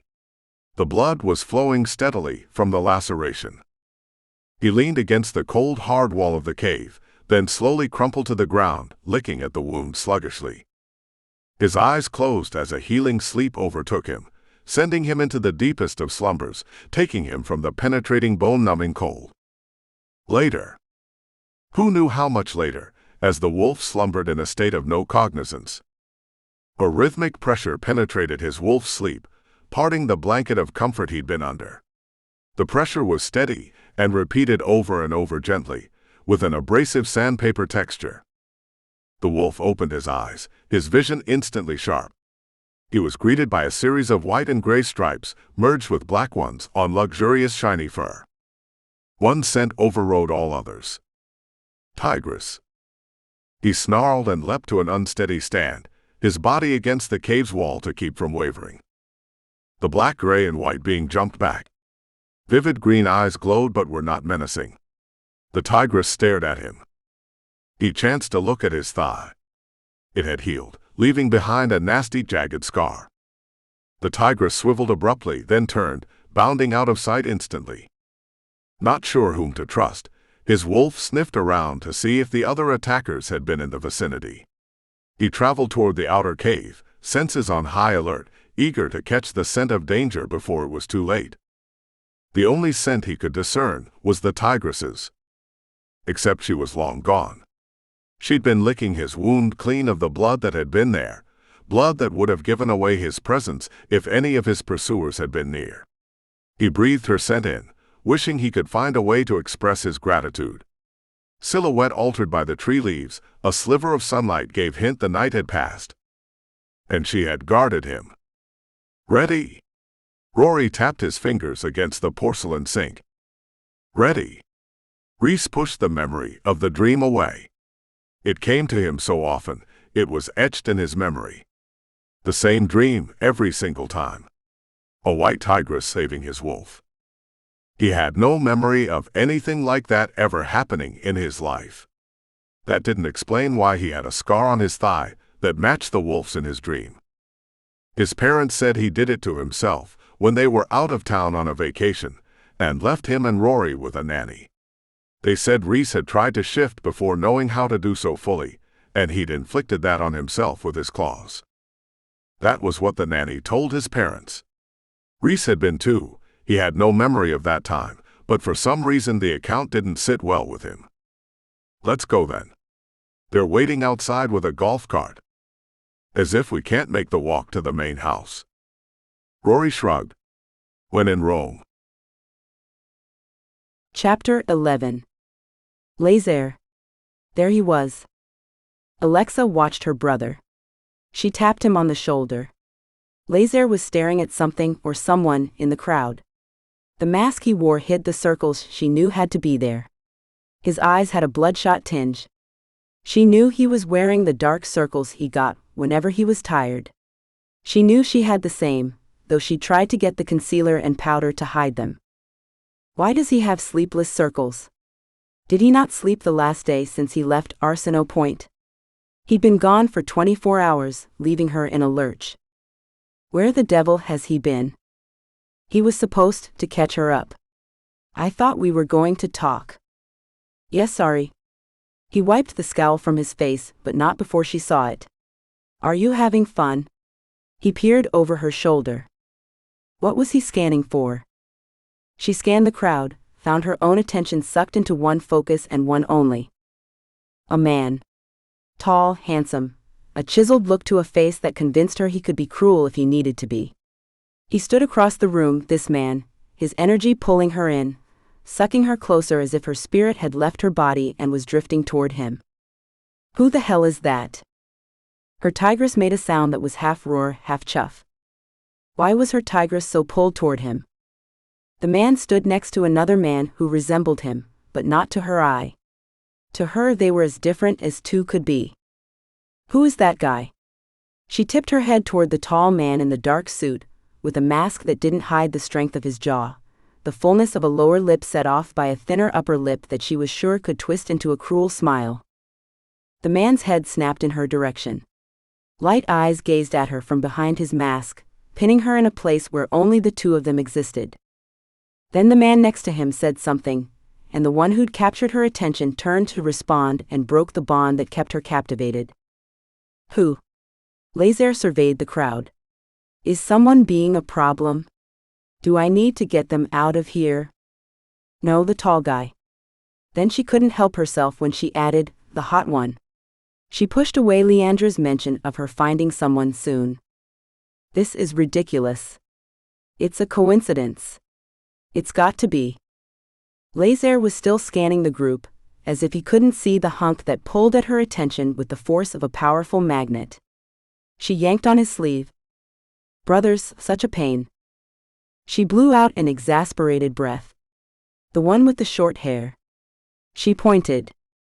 Lézare quirked a brow, an amused gleam in his eye. They both have short hair. They're identical twins, you know. And yet, she could tell them apart immediately. There was something electric between her and the one on the right. The one on the right, she elaborated. That's... He squinted. That's Reese. He studied her face. I think. How do you know the difference then? Maybe it's the way Rory holds his head. Lézare shrugged. I'm not sure. She studied the one he'd called Reese, while she fought to keep her expression placid, not to show the storm that raged within as her tigress reacted to the tall, rugged shifter in the crowd. The image of a wolf crossed her mind. A wounded, bleeding wolf. She blinked the thought away. What the heck? Is this because of Leandra? Had Leandra put a spell on her already? No, couldn't be. Leandra said she wouldn't. Plus, her tigress was reacting. The tigress agreed with a chuff. Lézare released a snort. Alexa. Seriously? What? Oh geez, did her voice just croak like a prepubescent teen? Surely, Lézare would see right through her. And what the hell is up with this anyway? I'm not interested in entanglements. Men are nothing but trouble, always bossing women around, trying to control them. She'd had enough of that in her younger days. She was quite happy in her current role, helping Lézare run the operations for the Arceneaux business interests while being next to him at social events. Or so she thought, though the way Lézare had been looking into the crowd earlier made her wonder if he had designs on a particular lady. Lézare shook his head. She wanted to slap the smirk off his face. Big brothers? An even bigger pain. Nothing. Lézare said, but the smiling smirk didn't vanish, reminding her of the days he used to pull on her pigtails. Reese Nielsen? She remembered seeing his name in Lézare's guest list. Reese Nielsen was a wolf shifter, twin brother to Rory Nielsen, both from Houston. Now why did her mind immediately travel to the distance between Arceneaux Point and Houston? 6 hours roughly by car. Yeah, he affirmed, it was Reese Nielsen. So, I think I'm going to sink into some fun. Then Alexa remembered. You never said why you had to leave. Nothing worth talking about during the party, he countered, adding, just a business associate who needed help with something. Her curiosity was piqued. With what? Lézare looked away for a brief second. She knew her brother well enough to decipher that he was thinking carefully what to say. He lost something. She cast him a sideways glance. Something in his tone made her wonder, but before she could pry, he was peppering her with questions. How was today? Any drama? As if I'm going to tell him about the visit to the bayou. No, not really. Then she thought of something she should mention. Well, sort of. Callie thought she had a contraction. Lézare's gaze flew toward the crowd, immediately spotting the heavily pregnant Callie. Alexa studied her cousin's very pregnant mate. She's fine, she reassured her brother. She thinks maybe it was something she ate. Merde. Shit. It's good Doc and May are here. Especially since you weren't. She didn't give voice to her thoughts. Tell me about it. You weren't here, and I was juggling the temporary help, trying to keep them out of Maylene's way. She's flustered. She said next year she's taking her vacation during this week. Lézare laughed. Alexa fought back the urge to smack him. Movement in the crowd caught her eye, and she glanced at Reese Nielsen again. Women were crowding around him. How she wanted to pull him away from all the colorful ball gowns, flirty masks, and swaying hips. Anything else? Lézare interrupted her thoughts. Not at the moment. Why don't you approach him? She pulled her eyes from Reese. What? Was Lézare picking on her? No. It's okay, Alexandria. Lézare's propensity not to use nicknames occasionally got on her nerves, but tonight in this environment, with their ball gowns and masks, it seemed apropos. His words were meant to soothe her, to tell her it was okay to love, to tell her it was okay to trust. Who was he to say? He hadn't been involved with the woman in years, as far as she knew. She swallowed the lump of emotion aside. Her brother was her best friend. She couldn't have asked for better. She forced a smile to her face, fairly certain he'd know it wasn't sincere, but hopefully he'd realize it was better than getting emotional at the ball. Lézare nodded. I think I'll go check on things. He brushed a kiss on her cheek. See you soon. With that he was gone, darting between the revelers as though on a mission. Was he? She glanced back at the man who'd caught her attention. Reese Nielsen. Her tigress snarled her appreciation at the man's physique, then chuffed with pleasure. The man looked at her, his gaze pinning her, his stare seeing straight through to the core of her. It was as if they'd met before. It was as if they'd. This is not happening. Her tigress chuffed that indeed it was.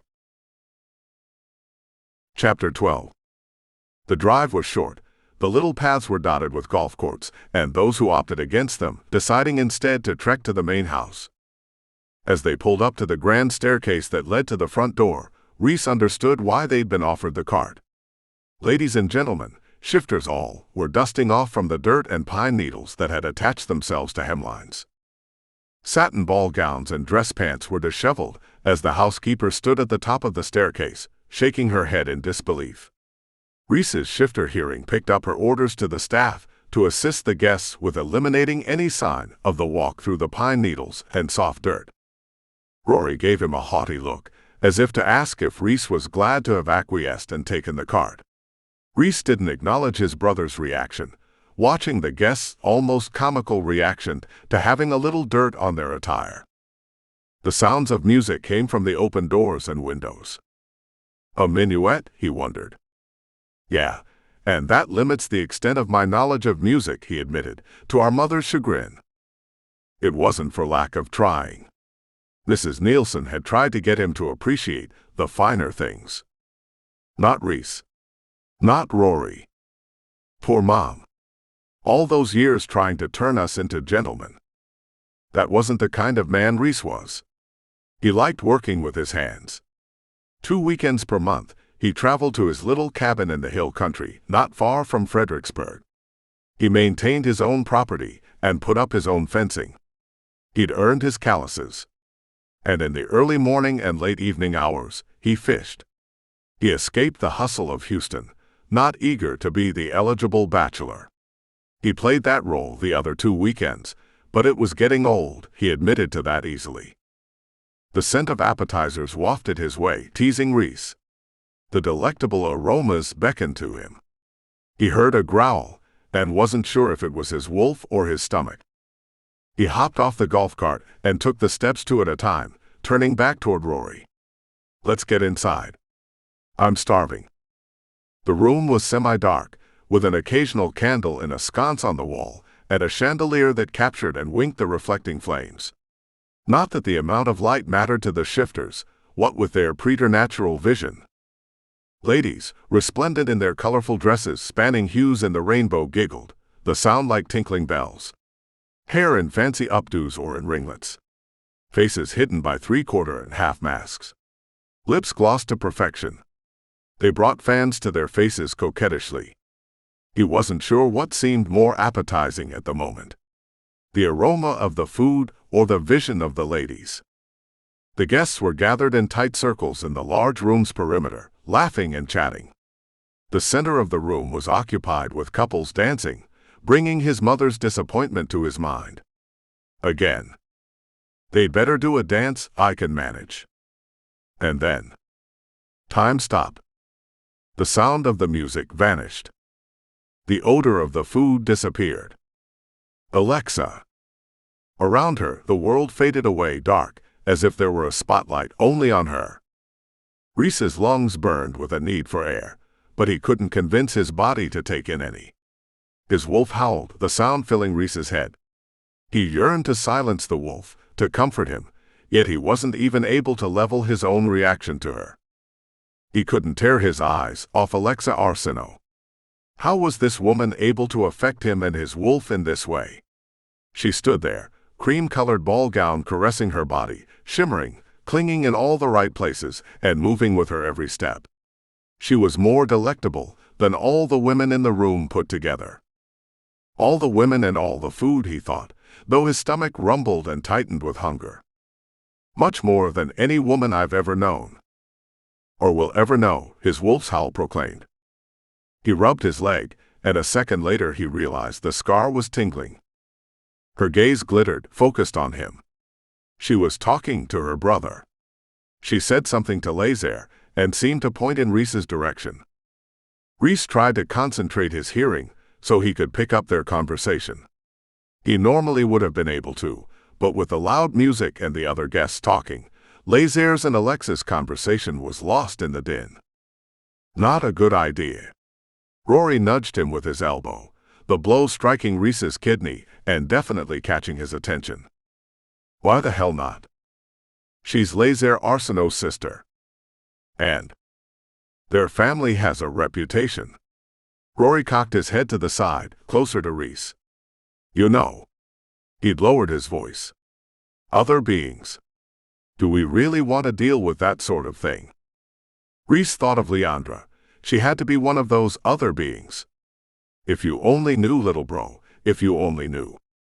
He didn't know himself, not for sure. Shifters avoided other types. Some shifter types avoided other shifter types, going an entire lifetime without interacting. Reese had seen an Ivy shifter once. Just once. When he was young, and that had been only a glimpse. He'd never encountered a witch or a vampire before. And I just as soon as keep it that way. I'm going to meet her. You're too damned hard-headed for your own good. So many fine shifter women out there, human women too. And you're going to mix it up with an Arceneaux. Reese frowned at his brother. Rory held up a hand. I'm just saying. You've said enough.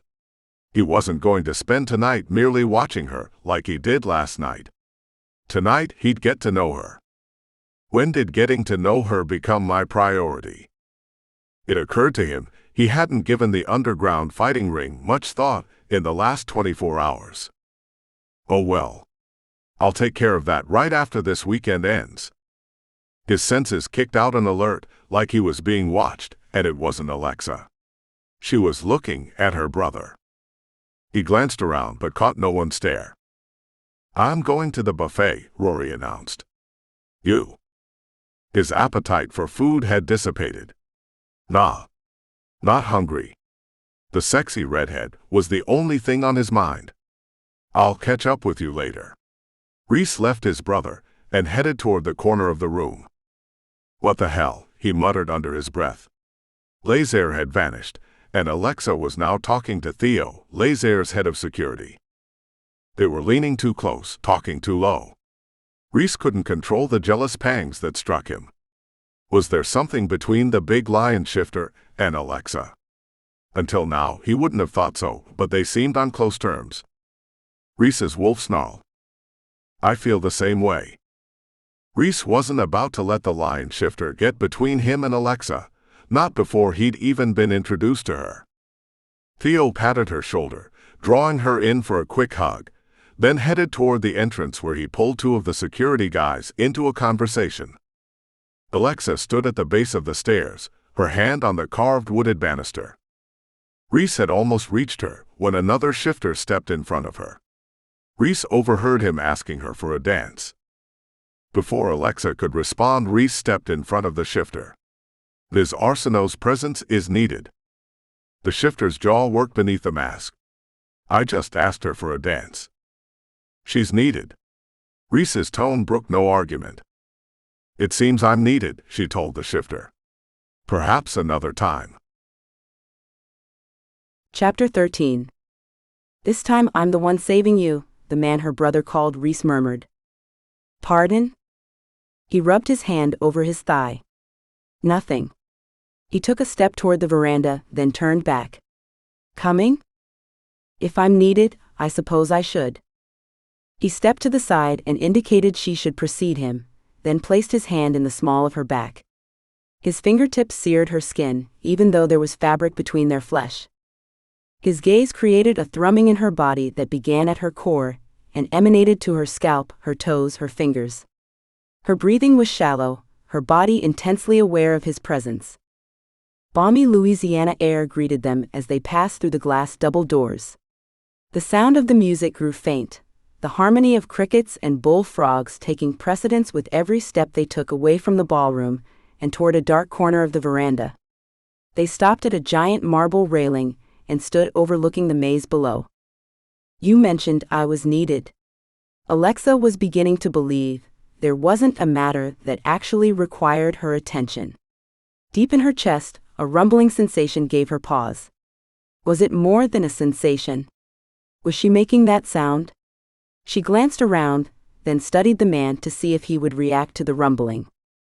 Alexa concentrated on her tigress, trying to discern if she knew anything. She's purring, Alexa realized with a start. Her tigress was purring. Tigers don't do that. Do they? Whatever it was, her tigress was doing it. You're very needed, the man's voice was huskier than it had been inside. An amber glow flared in the depths of his eyes. Have we met before? She couldn't get past the sensation she knew him, somehow. As if I'd forget ever meeting this man. Tall. So much so she had to tilt her head to look at his face. His hair was short. It wasn't as dark as she'd thought it was initially, but had bronze highlights that caught the moon's silver beam. A strong jaw, as if chiseled from rock, was joined by a set of high cheekbones and a pair of eyes that held directness. You don't know? A kiss of embarrassment licked flames on her cheeks, embarrassed he'd think she'd have met and forgotten him. No. It's just... He placed a fingertip on her chin. You don't have to say it. His tone said he got it. She believed he did. There was something about this man, his directness, his honesty. She wanted to scent his emotions, hoping to get a bead on him, to know more about this man who affected her body, her mind, and her tigress. She drew the air in, analyzing it, letting it sit on her senses while Reese studied her. Alexa turned toward the maze, away from the piercing eyes of the wolf shifter who faced her. She held onto the guardrail with one hand, clutching the rock-solid marble. She pretended to look at the maze, closed her eyes, and let his scent infiltrate her senses. Earthy pine and... blood? Blood. Her eyes flew open. She swiveled toward him, gave him a once-over. There was no blood anywhere that she could see. His eyes glowed a deep amber. She swallowed a lump made of emotions she couldn't peg. There's blood. You're remembering. His voice was low, so soft she almost didn't hear the words he said. A shudder coursed over her body. Is this Leandra's doing? She didn't want to tell him she scented blood she couldn't see, blood that, as far as she knew, didn't exist. What am I remembering? Her whispered words hung on the heavy swamp air, thick, tangible, as though they were connected. He blinked slowly, breaking the connection between them. I was hoping you'd tell me. He covered her hand with his. Tell him what? I'm not. He took her hand, pulled her toward him until she was facing him fully. You don't think it's strange we haven't introduced ourselves? She tilted her head way back, seeking something in him, finding his wolf. Reese? She said his name, the name her brother had told her he was called by. Alexa. His full bottom lip curved into a small smile. Her tigress chuffed in her chest. The sound was a happy one, unlike any Alexa had heard her make before. A low rumbling came from Reese's chest. A chill ran through her. They know. They do seem to know each other, Reese finished her thought for her. How? She saved me, him, us. Alexa chewed on her nail. Why don't I remember? You don't have dreams. Of the chase? My wound? She cocked her head. Wound? Yet without knowing why, she looked down at his thigh. He took her hand, the one he was still holding, and moved it close to his thigh. He held it a mere finger's width from his body, but didn't lay her hand on him. Even separated by the tiny distance, a buzzing made the fingers of her hand tingle. He placed her hand on his outer thigh. She gulped, feeling much like a fish that had been thrown ashore, squirming and gasping. A vision flashed in her mind, like a series of lightning flashes. In her mind's eye, Alexa saw a wounded wolf, Reese's. And there was a tigress hovering over him. She couldn't see the tigress's face, but she was licking his wounds and guarding him. The tigress turned her head. Alexa sucked a breath in. The tigress. Her tigress. But I don't remember that. Where? What? Deep within, her tigress pushed against her in a way she never had before. Alexa's teeth began the familiar twinge. The twinge that heralded erupting canines. Her nerve endings twitched, her bones ached. This can't happen right now. Alexa pushed her tigress back. Her efforts were fruitless. She may as well have been shoving a monument. Her tigress was unyielding, pressing Alexa further as her tendons stretched. No. The word was a growl. It was Alexa's sentiment because she didn't want to shift, but her tigress was winning the battle. Chapter 14. Reese didn't release the hand he was holding. Beneath her flesh he felt her bones stretching, shifting. Slight creaking and crunching sounds hidden by the night's denizens, the crickets, bullfrogs, rustling rabbits, and the occasional screeching owl. Her fingers became paws. The tips were pads. She dropped to all fours, her body shifting as she dropped. The ball gown yielding to luxurious fur. She's going to be pissed when she shifts back. Though their clothing remained on their bodies after a shift returned them to their human form, the clothing was rather worse for wear, askew, rumpled, and occasionally torn. His thoughts of that vanished, as the woman he was attracted to transformed into the tigress in his dreams.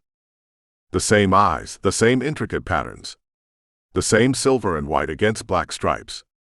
A long, elegant neck upon which was perched a beautifully marked face, with eyes so vivid as to be emerald in color.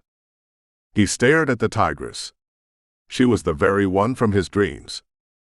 He reached out a hand and placed it on her shoulder, just at the withers. Muscles rippled beneath her fur. She angled her head, placing it against his thigh, resting on the same scar she'd tended to all those years ago when they were. Where the hell were we? Who can answer that? An image flitted through his mind of a dark-skinned, dark-haired woman with glowing eyes. His wolf didn't allow Reese to dwell on the thought. The wolf shoved Reese aside, planting his paws firmly in Reese's mind, demanding Reese immediately yield his body to him. Reese knew he understood. And he wasn't going to stop his wolf from having this moment. He was no stranger to shifting, indulging his wolf often, equally sharing space with him. His canines erupted. His face lengthened, his body stretched. He fell to all fours, pads striking the tiled veranda without making a sound. Chapter 15. Alexa's light-colored tigress eyes widened when she saw the size of Reese's wolf. She was no small tigress. She wasn't as large as her sister Evie, but she wasn't diminutive either, but this wolf. She took a step back. Her tigress studied him. Noting the bulk of his muscles, the way his ears were perked, listening attentive on guard. His neck was thick, rising from a broad chest. She let her gaze wander, drinking him in. It felt like it had been eons since she'd seen him. Her gaze was drawn to the jagged scar running the length of his thigh, parting the fur, revealing a jagged line of ivory skin. That's not a new scar, Alexa told herself. Her tigress huffed a sound of agreement on the inside. How did it happen? How were you there? Why don't I remember? Alexa sensed her tigress tuning her question out, avoiding the topic. Fine. I'll establish a link and talk to him. Alexa pushed for a sync with Reese, a communication between them so they could converse in their minds. He accepted the sync, and his powerful presence filled her mind. Let's go somewhere private. With that, he leaped over the marble guardrail and landed soundlessly on the grass below, next to the entrance of the maze. Alexa followed suit, bounding over the marble barrier and landing next to him. Where do you want to go? She asked him. You know the area better than I. An idea struck her. Let's get some answers. Leandra, he said the name in her head. Curiosity ran amok through Alexa. You know Leandra. I've had the pleasure. His tone gave nothing away. Shifters should be smarter than this. Leandra's voice entered their sync. Reese snarled. Alexa whirled around, looking for her friend. Don't hurt her, she told Reese in their sync. Leandra? You can talk in our sync. We didn't let you in. Leandra stepped out of the bushes. Her hair was in long braids, hanging halfway down her back. Her eyes were luminescent, picking up the moonlight's glow. Some don't need to have permission to enter a sync. That's like eavesdropping, Alexa harumphed. Leandra lifted one shoulder in a shrug. Why can't I scent you, witch? A snarl accompanied Reese's question. Block. You think shifters are the only ones that use it to hide? She waved them forward. Come. Out of the light, into the shadows. I don't need to be noticed. Alexa padded behind Leandra softly. Reese took the rear position. When they'd gone several paces, Leandra stopped. I knew it. I knew it, though I couldn't get a clear vision. What? Alexa dropped to her haunches. Reese stood above her, almost as if guarding her. I knew you'd find one another, Leandra explained, still in their sync. I'll have to stay in your sync. I won't speak where I can be heard. Too many creatures with preternatural hearing in the vicinity. And not all are shifters. The swamps are full of others. I don't give a damn about the others, Reese snapped, his teeth bared. What do you know about us? About my scar? You knew one another before. Before what? Alexa interrupted. Leandra glanced away. I wish I knew. All I've seen is that you have a history. You protected him, stood guard over his unconscious wolf while he healed. Your tigress tended to his wounds, keeping them clean and free of infection. There was something more Leandra wasn't revealing. Alexa could feel it. Reese glanced at Alexa. He stepped close, his shoulder inches above hers. She leaned against his golden gray body. His warmth passing through the thick double coat. And then you never saw each other again. Until now. But you've dreamed of her, Wolf. That I have. Reese pressed his side against Alexa's tigress torso. His warmth was a heated reminder of the attraction they shared as humans, and clearly also in their shifted forms. A rumble of pleasure sounded in Alexa's tigress mind. And now you are together again. Leandra studied them, her eyes driving through their flesh as if assessing their very souls. Was this a spell? You promised no magic, Alexa asserted. I am. Alexa. A voice, panicked, came from the direction of the house. Alexa.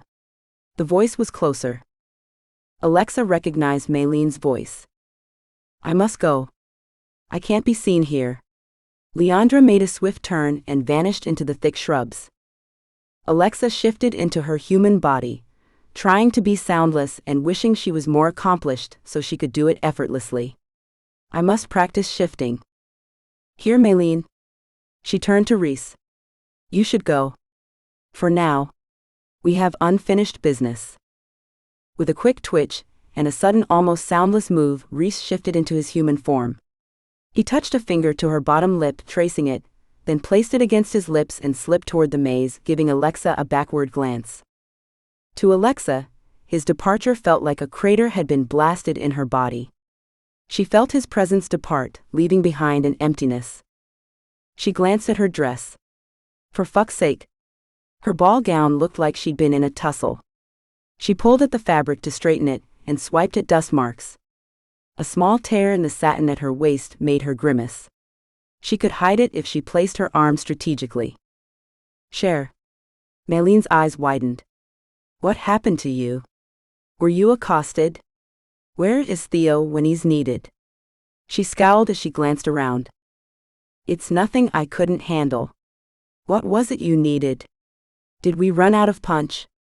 Surely Mayleen wouldn't come hunting her down for something trivial. She's in labor. She's having the baby. Alexa's heart skipped a beat. Callie? Yes, come please. We can't find your brother. Alexa followed Mayleen toward the staircase, glancing backward to see if Reese was still nearby. A pair of eyes glowed at her from the maze. A warmth ran through her. He was looking out for her. He was here for her. Alexa picked up her pace, following Mayleen up to the balcony, winding between tables and potted plants. They hastened to the house where she set Callie up with a room, and grabbed two of Theo's men to track down Doc. Where's Lézare? She tugged on Theo's sleeve. He stared at her. As close as she was to Theo, Lézare was closer to the huge lion shifter. Is he covering something? The thought vanished when Callie released a low moan that began to build in volume. I'll find him myself. She scoured the ballroom to no avail. No Lézare. She headed toward the balcony. Movement to the side caught her eye. Alexa paused and studied two figures. Mayleen, I'll catch up to you. Lézare was at the gazebo, in the shadows.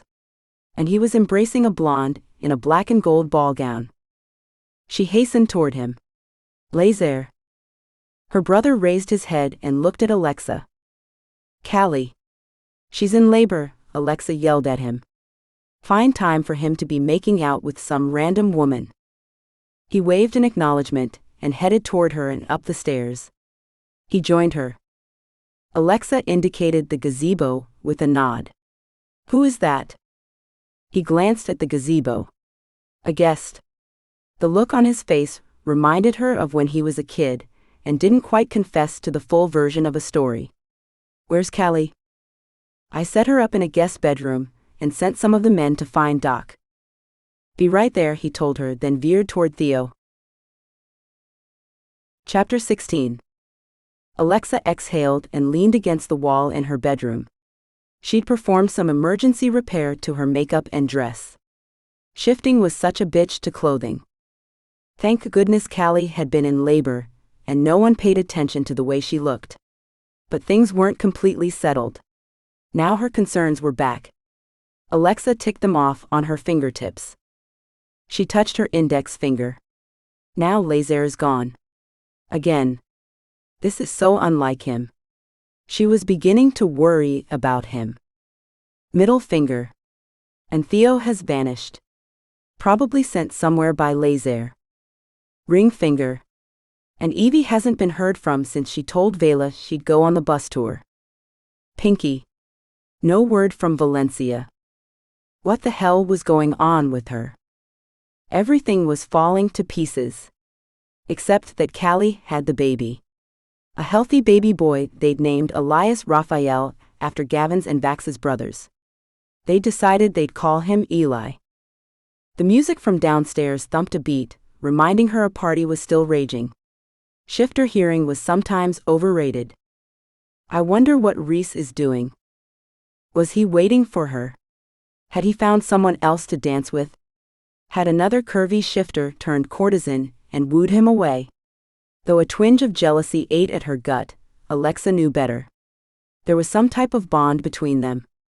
And Reese was not like the other men she'd known. Not like any of them. She'd find him at the ball, somewhere. She opened the door to her bedroom, and damned near ran into a wall of a man. Before she could slam into him, she placed her palms on a broad chest rippling with muscles. Alexa stepped back slightly, but her hands remained on his chest. She looked into a pair of glittering eyes. A tiny smile played on the curve of his sensuous lips. Going somewhere? Reese? His name slipped out with a tiny breath of air. In the flesh. His gaze traveled to her hands on his chest. We have unfinished business. Boy, do we ever. Her body refused to cooperate. Or maybe it was cooperating, just not in the way she'd thought it would. It had to be the way he said the word flesh. It was like sin wrapped in melted chocolate. Her entire breathing system felt like it was freeze-dried. She couldn't draw a breath. What this man did to her. She gulped a swallow of the dust that seemed to fill her mouth. And almost choked on nothing. Trying to swallow is pointless. Mind numb, senses reeling and a body raging between throbbing and pulsing while her core flexed muscles. I've got to get better control of myself. You feel it too. His statement was in no way a question. The tiniest nod moved her head, as if a puppet master controlled her motions. You do. Powerfully so. From the moment you walked away, my body was in tune with yours. I didn't have to scent you to find you. Some sort of radar drew me here. I've never. Me either. It seemed natural he was able to finish her thoughts. Leandra. The moment she said the woman's name, she knew Lézare would be furious for what she planned. It was one thing to disappoint him, by talking to Leandra so much more than he'd wanted her to. But since they'd been small, they'd been forbidden from going to the swamps at night, more than shifters were in the marshlands that surrounded Arceneaux Point. She'd have the answers. He agreed. She has to. Alexa peered down at her dress. Shifting's not so kind to ball gowns. She looked at his suit, on the dusty side and rumpled. Or suits, he added. Do you need to change? No. I wouldn't have an occasion to wear this again anyway. Not until next year's ball, and it's not likely I'd wear the same one in back-to-back years. Hope you're not afraid of things that go bump in the night. He raised a brow, then opened the French doors that led to her room's balcony.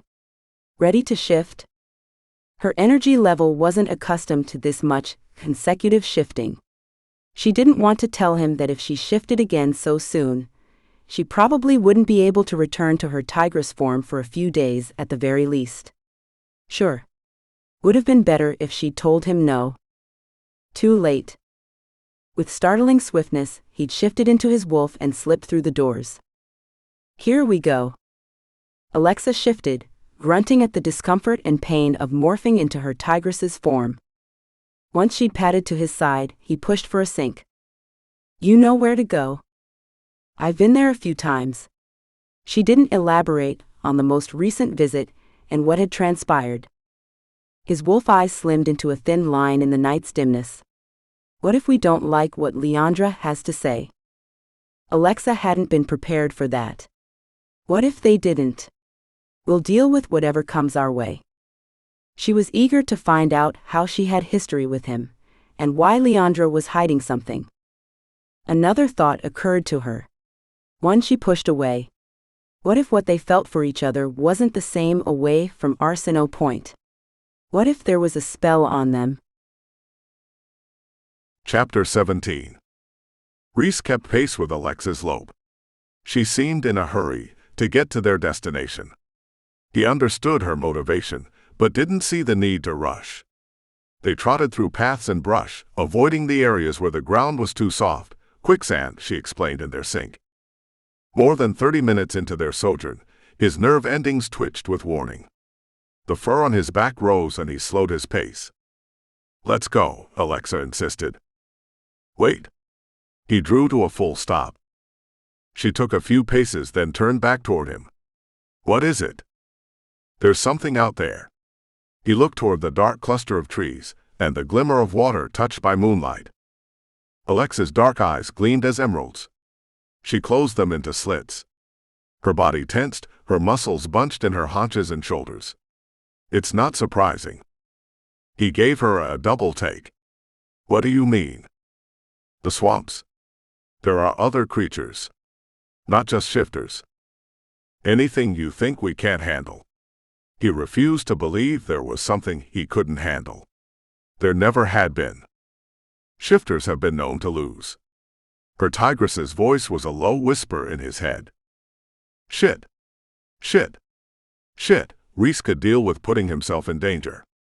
But now he'd put Alexa in peril. Let's go back to Arceneaux Point. No, Reese. I want answers. He did too, but not at any cost. Leandra can come to Arceneaux Point. We can talk to her there. Alexa laughed in their sync. That'll never happen. We have to. Her eyes narrowed, focused on something behind him, then widened. Reese whirled around. It took only seconds to process the next few thoughts, but it felt like an eternity passed while he studied the sight before him. 6 beings. Males. Humans, but not. Their faces in otherworldly lines, their features stark in faces that were handsome, but Reese couldn't peg what it was, but something was off about the creatures. They snarled, revealing white fangs against crimson lips and poreless faces. He took in the air, heavy and thick with swamp scents, but no scent to give away the newly arrived interlopers. Vampires, Alexa hissed in their sync. Reese's eyes narrowed. Vampires. He'd yet to encounter any. They never crossed into the Houston territory, as far as he knew. And if they ever had, they'd hid their presence well enough not to be found by the Nielsen security patrollers. Shifters, one of the males mocked. Reese wondered if he could enter their sync the way Leandra had. But she was a witch, and they were vampires.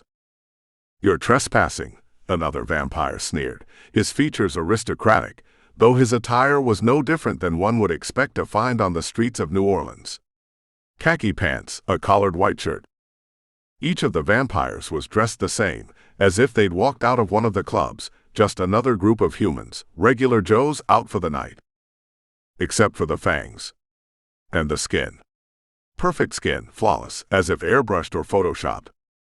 Should he shift? Did they think he and Alexa were food? Alexa snarled, her teeth bared, her eyes gleaming danger. She's a wicked one, isn't she? The first vampire said. I want to be the first to feast on her blood. Another Arceneaux. It's been a long time since we've tasted Arceneaux blood, a third vampire said. Since Etienne. Not that long, a fourth one added. I lucked out. The other vampires turned their attention to the fourth. What? No. Lies. They denied the veracity of his statement. It's true, he added, his smile wicked. Then you get none this time, the first vampire said. This one's ours. I'll take from the wolf then, the vampire said. They'll kill us if they can, Alexa said in their sync. Reese studied the tall, lean but muscular beings. We'll take them, he assured them. Fine. But be careful. There can be no blood sharing. Alexa's words bounced in their sync, echoing as if in a large chamber. The vampires advanced, splitting off as if to flank Reese and Alexa. Blood sharing. What the hell is that? He never got a chance to ask her, because then she communicated with him again. There's someone in our sync, she added. Reese studied the beings to see if they'd given away they'd overheard. The vampires. Take the wolf out, then the tigress, the first vampire said, indicating toward 2 of the vampires to veer to the right. Shifters moved fast, but Reese was stunned to see the speed with which the vampires swarmed.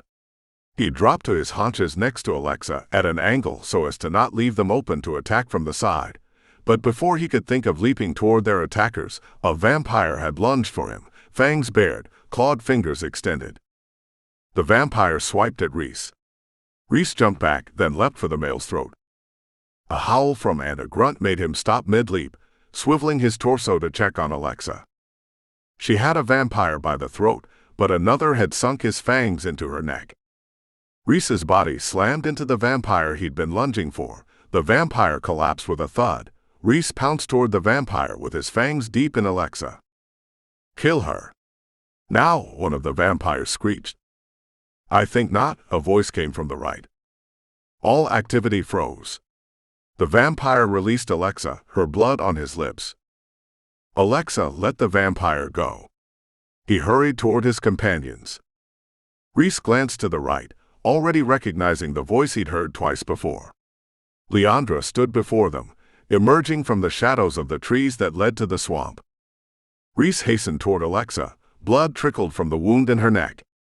Her jaws were soaked with the other vampire's blood. "Are you okay?" he asked Alexa in their sync.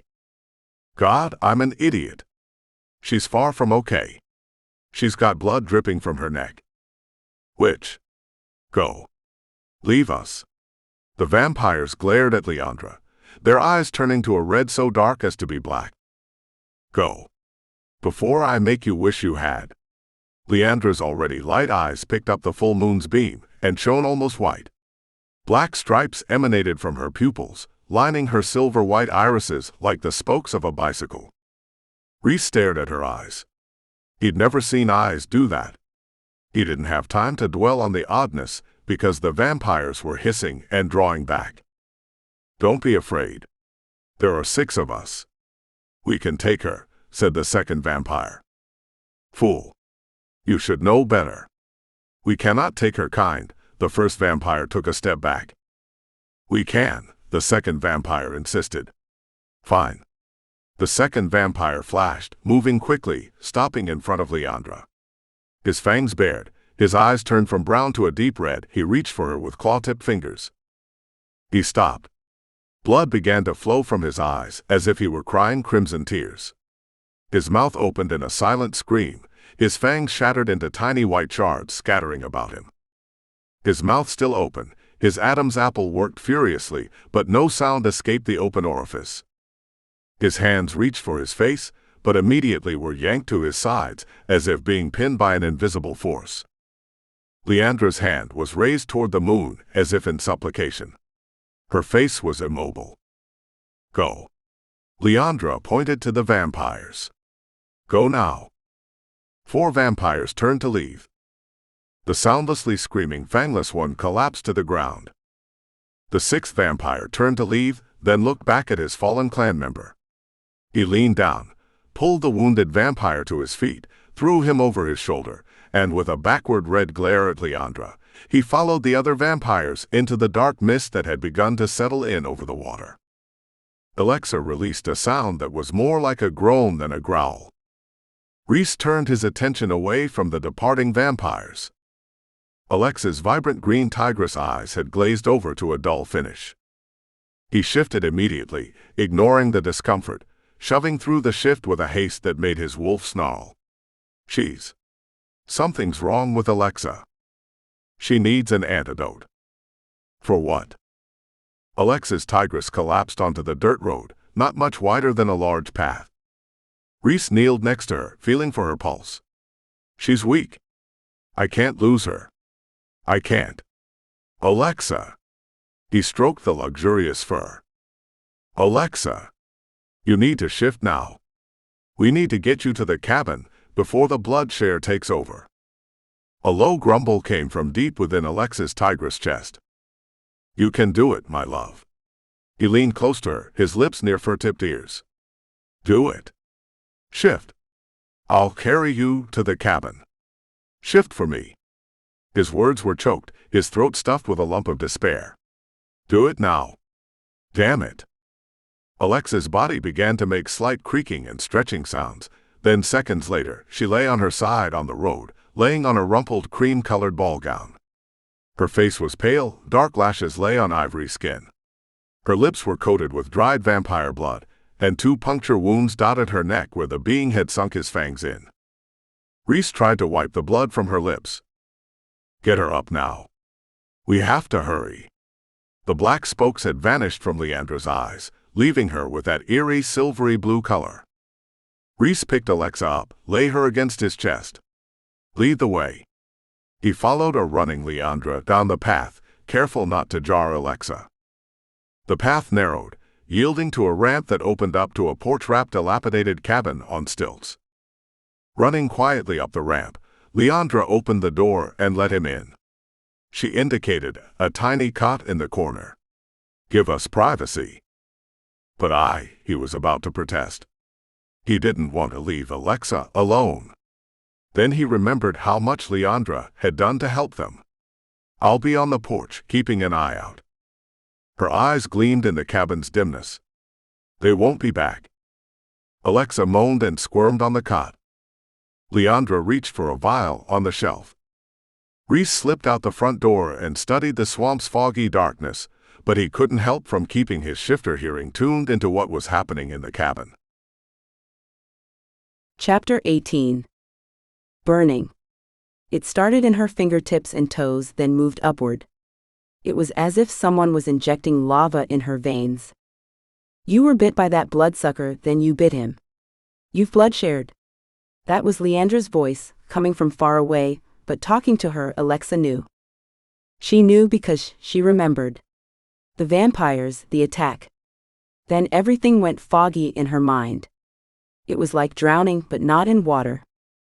She opened her eyes, tried to focus, but her vision was blurry. "I have to stop the process." Leandra held a vial. "Drink it." She looked up. "It's been a long time since it was used. I hope it's effective." Alexa cringed, her teeth felt like they were being pulled with pliers. "And if it isn't?" "You don't want to know." She put the vial to Alexa's lips. "What can happen?" Alexa pulled her head away. "And why do my teeth feel like they're being pulled out?" Leandra's eyes flew wide, silver orbs on a white ocean. "Drink. Now. There's not a second to waste. Hurry." Alexa gulped the thick, viscous liquid. She grimaced. If black licorice was soaked in dog piss, then blended with mulch, it would have tasted better.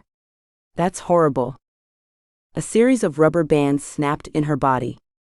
Popping and cracking ensued, traveling from the tips of her fingers to her arms, shoulders, torso, while the identical sensation began at her toes and moved upward. Alexa hissed, the sound foreign as if it hadn't come from her lips. The sensation was overwhelming. The popping so loud it drowned out other sounds. She tried to keep her eyes focused on the ceiling of the little cabin. To study the beams that joined in mismatched joints, the items perched on the beams, but everything began to slowly turn black. Chapter 19. Reese opened the door when he heard her scream. He stood in the doorway and balled his fist at his side as his mate. Yeah, she was his mate, and he'd take on anyone who contradicted that fact. Alexa's eyes rolled back before her lids drew down. Leandra turned her back, placing the vial on the nearby scarred and aged butcher block table. Reese put his hand on Leandra's shoulder. He didn't like what was going on. This is normal. It means the antidote is working." Leandra rubbed her arms, though it wasn't cold. "Hopefully it will be strong enough." "What could happen if it's not?" Leandra faced him. Her eyes resembled moons with a single black dot in the center. She glanced at Alexa. "Bloodlust." Reese hadn't a clue what that was, but he could guess. Alexa moaned and squirmed. He took long strides to her side. "What's going on?" he asked Leandra. "She's fighting the vampire's essence. Will she live if she loses the battle?" "She'll wish she hadn't." Alexa moaned. Her head felt like it was full of a million buzzing gnats. The gnats turned into fire ants and began to migrate throughout her veins, traveling over her body, leaving her nerve endings ragged. She raised her eyelids slowly, afraid the fire ants would attack her eyeballs. A pair of brown eyes, liquid chocolate, full of love and worry, stared at her. Reese's face was drawn into lines of concern, his color more like ash. Behind Reese, Leandra's silver gaze studied her. She squeezed her hands into fists, trying to push the fire ants away. "How do you feel?" Leandra's voice sounded as if she were miles away.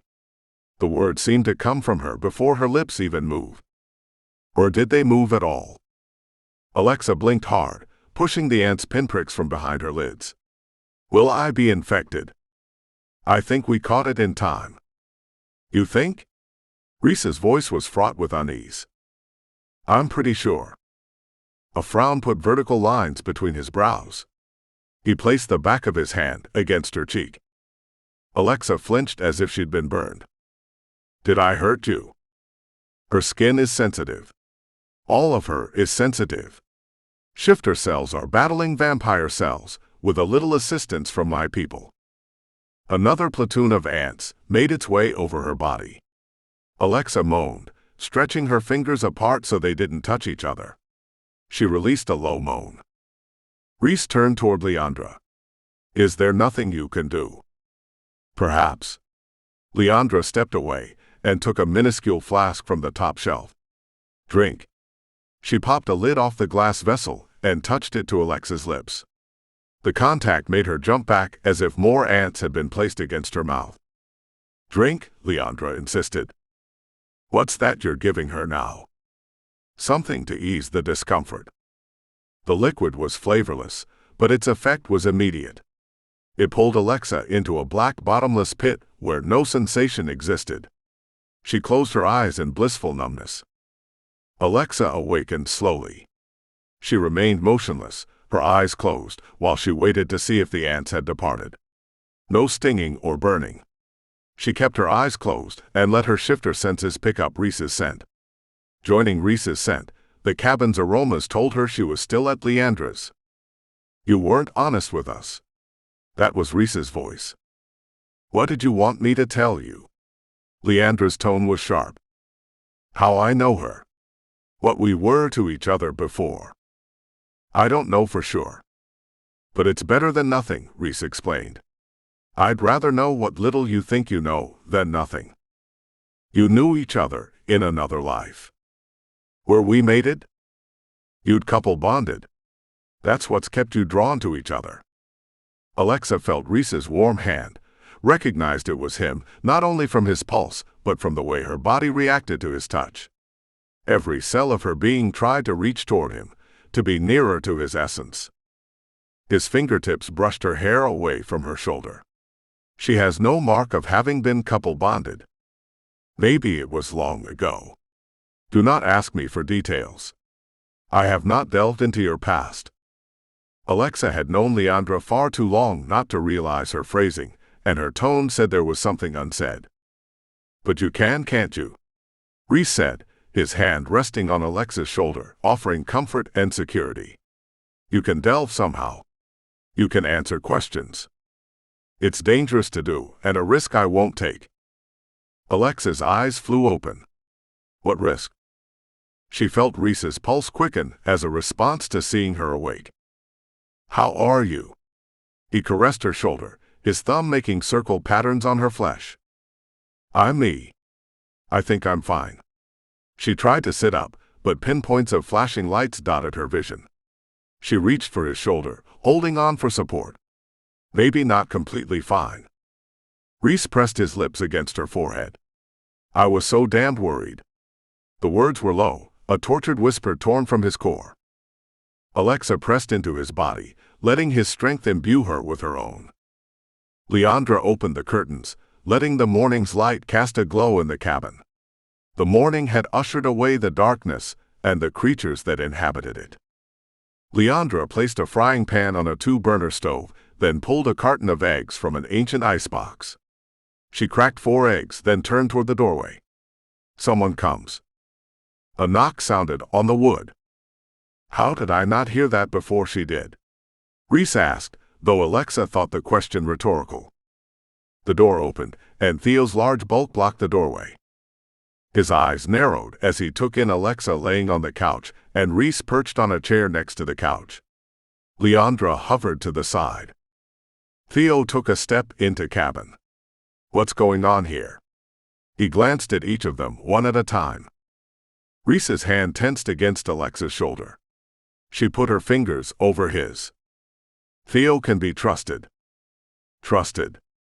Theo looked at Leandra. What's this about? Lézare doesn't need to know, Alexa declared. It seems there's a lot you don't want your brother to know, Lex. She's not a child, Theo. Leandra put her arm around Theo and tilted her head for a kiss.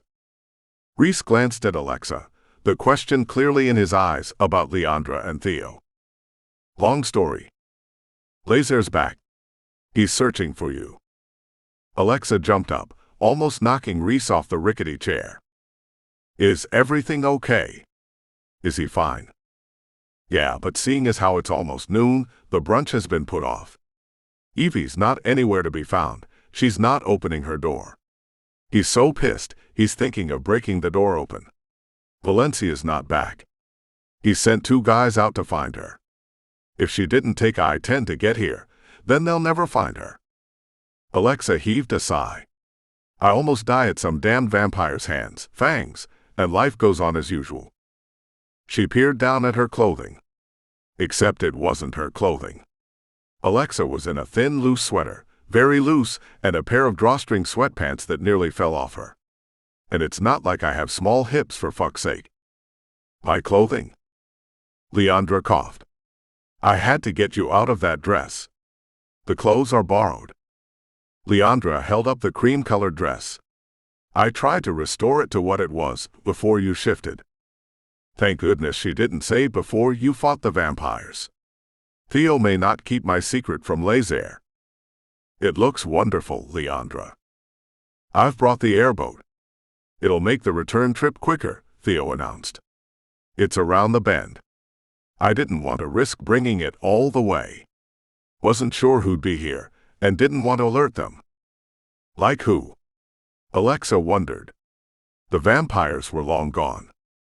Theo gave Leandra a look. Her people. Escape weekend hasn't been much of one, Alexa grumbled. I need a vacation from our recreation weekend. I have a suggestion.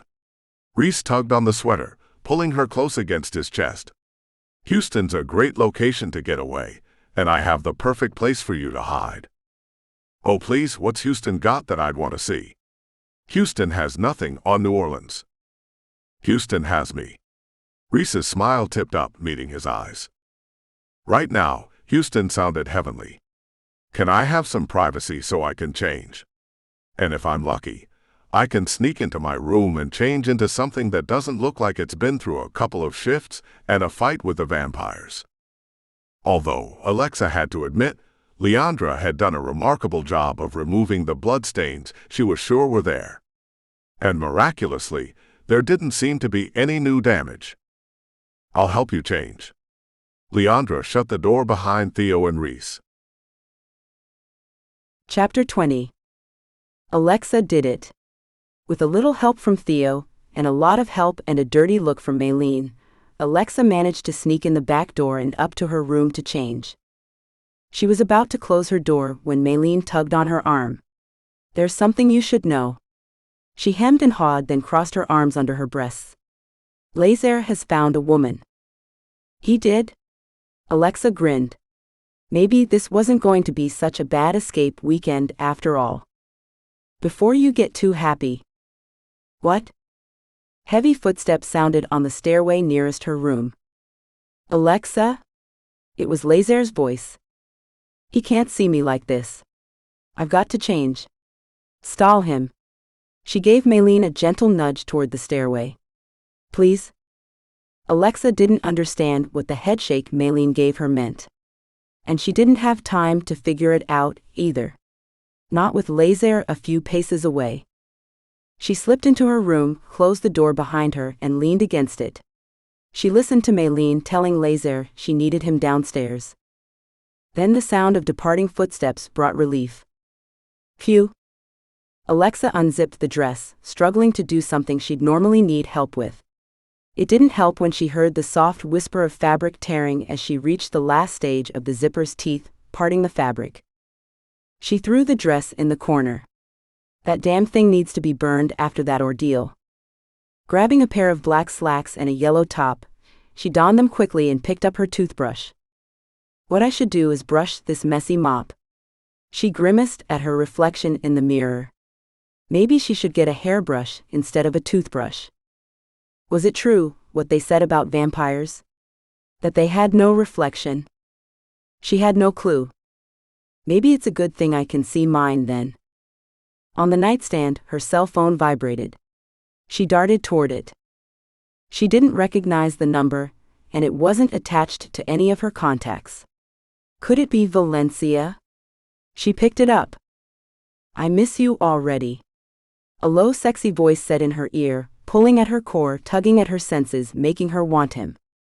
Reese? She knew her voice sounded like a teenager's, and the breathy whisper was because she wasn't sure if anyone was in hearing range. I miss you too. Then open the damn door already. She looked across the room at her reflection in the full-sized mirror on the wall. Fuck it. She ran to the door and flung it open. God, woman. Do I really get a moment alone with you? Without security guys, protective older brothers, or vampires? Hard to believe, isn't it? I should bond with you before something else gets in the way. It feels like we already are, she said. Her tigress snarled in agreement. Maybe he hadn't noticed, or didn't feel the same reactions she did to his presence. It does. But if we did, would it be stronger? More intense? God, they seemed so in tune already. Could that possibly become more powerful? Amplified? And if we take the time to bond now, woman, maybe I won't let you out of your room for days. He pulled her close, lowered his head, cupping her face with gentle hands. I thought I was going to lose you last night. An eternity spent seeking and dreaming of you, and a damned vampire could have taken that away. She leaned her body into his, as she leaned her face into his hand. I'd have died alongside you. He pressed his lips along her jawline. She said bloodlust happens when you've shared blood with a vampire. But the way Leandra acted seems that may be as bad as death. He pushed the neckline of her top down, his lips traveling the column of her neck to the hollow at the base. His lips sought the center of the dip, pressed firmly, and he kissed her. He released a low grunt, his mouth rising to hers. He slipped his tongue between parted lips on her more than willing mouth. He reconquered and reclaimed. To Alexa, it felt like the most natural of acts. Like she was in the most wonderful and familiar of territories, and yet a fire of a pleasant sort, very different than the one earlier in Leandra's cabin. His hands traveled her back, sliding up and down along the fabric, before finally cupping her ass cheeks and pulling her close. His groan was tortured, born of eons of waiting, it seemed. He squeezed her flesh, her self-consciousness about her body vanished as she noticed how perfectly it molded to his. He pulled away, his gaze piercing hers. This is... Yes? She released the word in a long exhale. It is. It was as if they could finish one another's train of thought. His fingers tangled in her hair. He nibbled on her lips, sucking her bottom one in his mouth. She seized the fabric of the shirt he'd changed into, and pulled him closer. His desire evident, and pressing against her. Her hips arched into the hardness, her body pulsing for him. His kiss drove her senseless and breathless. He drank in her moans and whimpers, then pulled away. No. A growl erupted from deep within Alexa. Her tigress wasn't having this. She wasn't about to let Alexa give him a pass. There would be no getting away for the wolf. Things were different. She needed him to fulfill what they'd started, and should have had long ago. She'd waited an eternity for this. The tigress fueled Alexa's action, pouring kerosene over the fire of her yearning. She grabbed his shirt, tugged him back. Her arms snaked over his shoulders, around his neck. She brought his head down until his lips met hers. She pressed her tongue against his lips, then slipped it in. She stroked his tongue slowly, tentatively. Was she rushing this? She intertwined her fingers behind his neck, melting against a firm chest and hard abs. She applied gentle pressure, pushing him slowly toward the bed. You're not in a hurry to get downstairs, I hope. Reese's voice was sex-husky, low, and imbued with his and his wolf's desire. He sat on the bed, raised his hands to hers, took her fingertips and ministered to each one at a time. Kissing, licking, sucking on them. Each time he took one of her digits between his lips, he sent shockwaves through her body. Her stomach quivered and her core contracted. She let out a shaky breath. I need to be yours. You already are. I need more. You're asking me to mark you with our couple bond? Tears pricked the backs of her eyes. The bridge of her nose burned with those same tears. I am. His wolf growled, then Reese said, "You know that only happens when we make love." She nodded, afraid her voice would betray her and crack with emotions. "And you're okay with that?" A bemused smile tipped the corners of his mouth. "I've been more than okay with that, for an eternity." "Yes?" His low groan sent a delicious shiver traveling up her spine, working its way along her nerve endings. He unbuttoned her top, one breath-holding, lung-burning button at a time, until she stood before him in pants and a bra and goose-bumped flesh. Her breasts swelled behind the satin. Her nipples hardened to pebbled peaks. His nostrils flared. She scented his desire, musky, sexy, hot, earthy. The imprint of his hardness pressed against the fabric of his pants made the lump in her throat the Rock of Gibraltar. She ran her hands lightly over his chest and the muscular curves of his triceps and forearms. Her hands drifted downward. She unclasped the button of his jeans. He leaned back, his eyes glued on hers. Their gazes locked. She tugged on the zipper. The ripping sound of it was the only noise in the room, not even their breathing. She pulled on the pants. He arched his hips, then hooked his thumbs in the elastic of his briefs, releasing his hard thickness. Alexa let out a little breath, not one of relief, but one of anticipation and eagerness. He sat up, his shirt hiding part of his erection. With haste, Alexa had the buttons undone and the shirt off her mate. She ran fingertips over a hard chest with a sprinkling of hair, tracing tiny circles that became ever widening, touching his nipple. His response was instantaneous. His cock jerked in response. A gleam appeared in his eyes, a yellow glow flared. A claw extended from his finger. He hooked it in the waistband of her pants, and ran the length of the outseam until the garment had parted and lay at her feet. Her panties had the same fate, joining her sheared pants on the floor. He tucked the claw between her breasts and her bra, then raised it. The bra released with a soundless pop, setting creamy mounds free. Her nipples were on fire with the yearning for his touch. He leaned forward, taking one burning nipple in his mouth. He sucked on it, drawing on it with such force the pain was an exquisite pleasure. Alexa leaned into him, her hands in his hair, pulling him closer while a moisture pooled with every flex of her core muscles. He pulled her onto his lap, having her straddle him, her folds opening for his viewing pleasure. Placing a hand on her inner thighs, he spread her legs until she was completely exposed. The air cool on her moist folds. His fingers trailed along the outside of her nether lips, skimming the inner area, then barely touching the trimmed triangle. Up and down he skimmed her sensitive skin, not touching her where she needed him most. "Reese?" His name was a request, a demand, an order, an ultimatum. "Please. Now." The words were a command, the tone tortured. He plunged 2 fingers into her, and she opened her mouth to scream. Hand behind her head, he pulled her in with preternatural swiftness, capturing any sound she was about to make. She squeezed his shoulder, her tigress coming out as her claws extended and scored his flesh. He didn't relent. His fingers stroked over and over while a primal burst exploded in her head, setting off starbursts of fireworks behind her closed lids. "I want you," he murmured against her neck. His breath heating her flesh, his stubble a bristle reminder of his maleness. His lips latched onto her nipple just as a second climax hit her. Palming her ass, he adjusted their bodies, lifting her, his length against her wetness, then he pushed her back, aligned his hardness and dropped her onto his shaft. She gasped at the excruciatingly delightful way he filled her, pressing against every bit of her quivering pussy. Alexa wrapped her legs around him, pulling him deeper. Her tigress mewled, the sound coming from Alexa's lips giving her pause, surprised her tigress's passion had erupted from her mouth. "Fuck KKK." He rotated his hips, thrusting into her hard and fast. "You feel so damn good. Just like I remember." Her eyes flew open. She remembered too. She remembered now, his wolf, her tigress, they'd been one. A sob escaped her. "We're together now." She shook her head in confusion. She didn't understand. Alexa didn't dwell on it for long.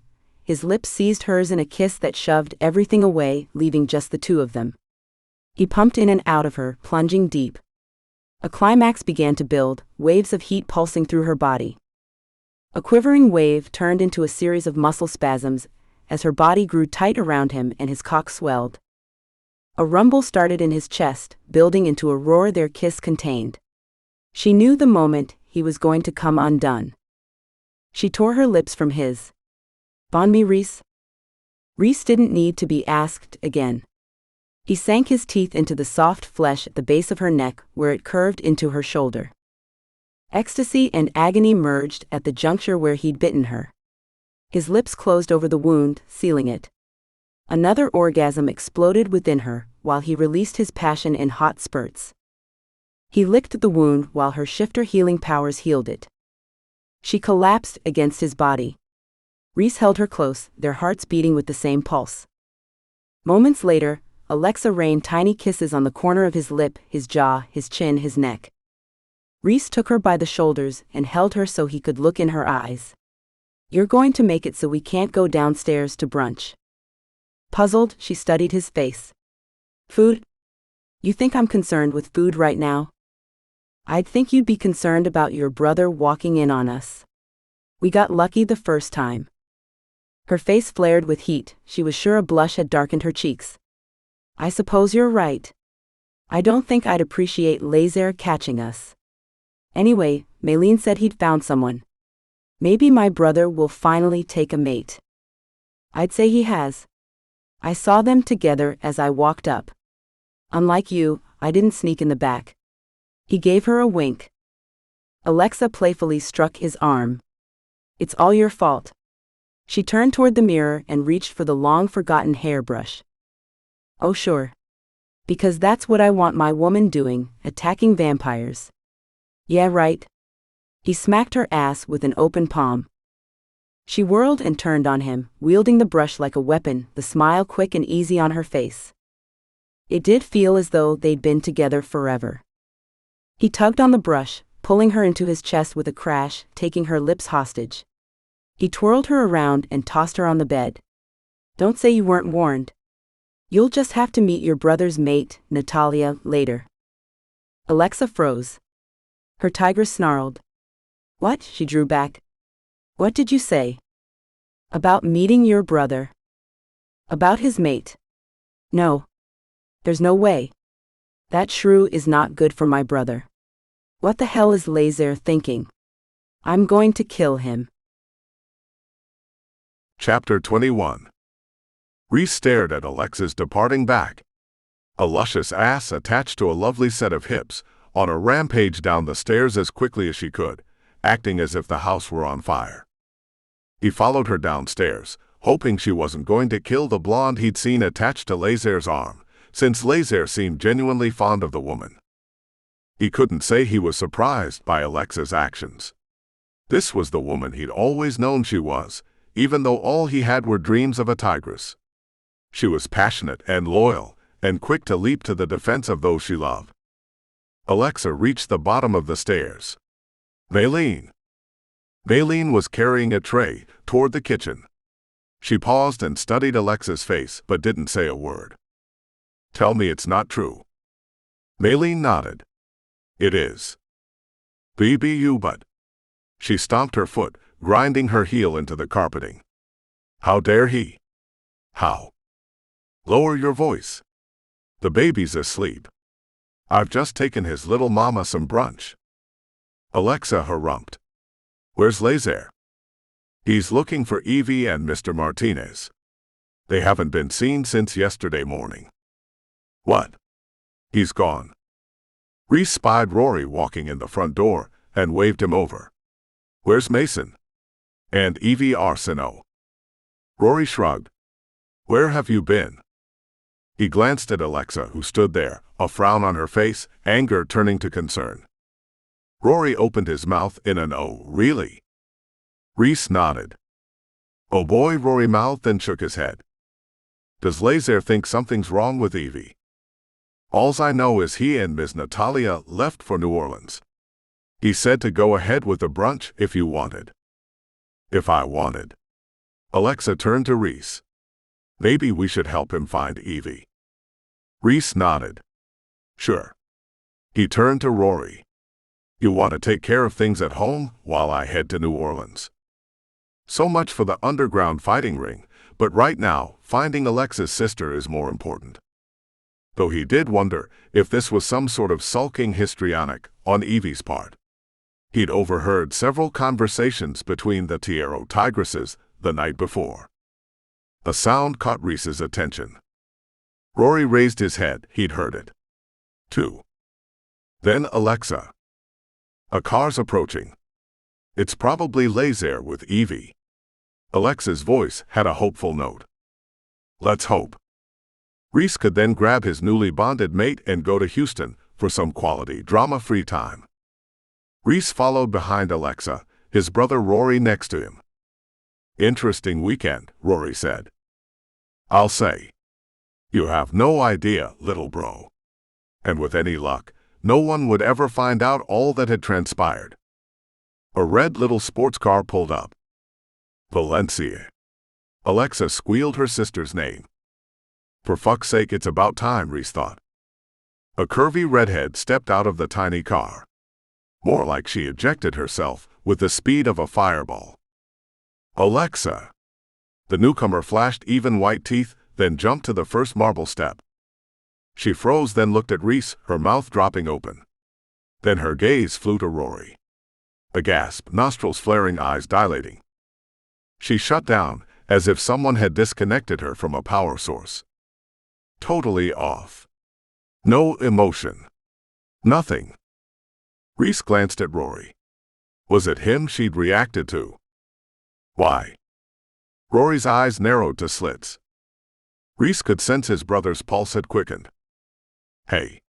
Reese nudged Rory with his elbow. You know her? Who? Rory slipped his sunglasses on. Chapter 22. Alexa contained her fury with her sister. Valencia was here. And in one piece. At least one thing is going right, because the shit's hit the fan where Lézare's concerned. And now Evie's run off. Valencia lifted one suede-booted foot, then stopped midair. A tiny gasp escaped lips that were fuller than Alexa's. Eyes a darker green than Evie's widened. Valencia swayed the tiniest bit. Alexa put a steadying hand on her sister's shoulder. What's wrong? Valencia glanced away. Nothing. Something, Alexa countered. But Valencia wouldn't raise her gaze from the ground. No. But I need to go. Go. Alexa squeezed her shoulder. You just got here. Alexa turned to Reese.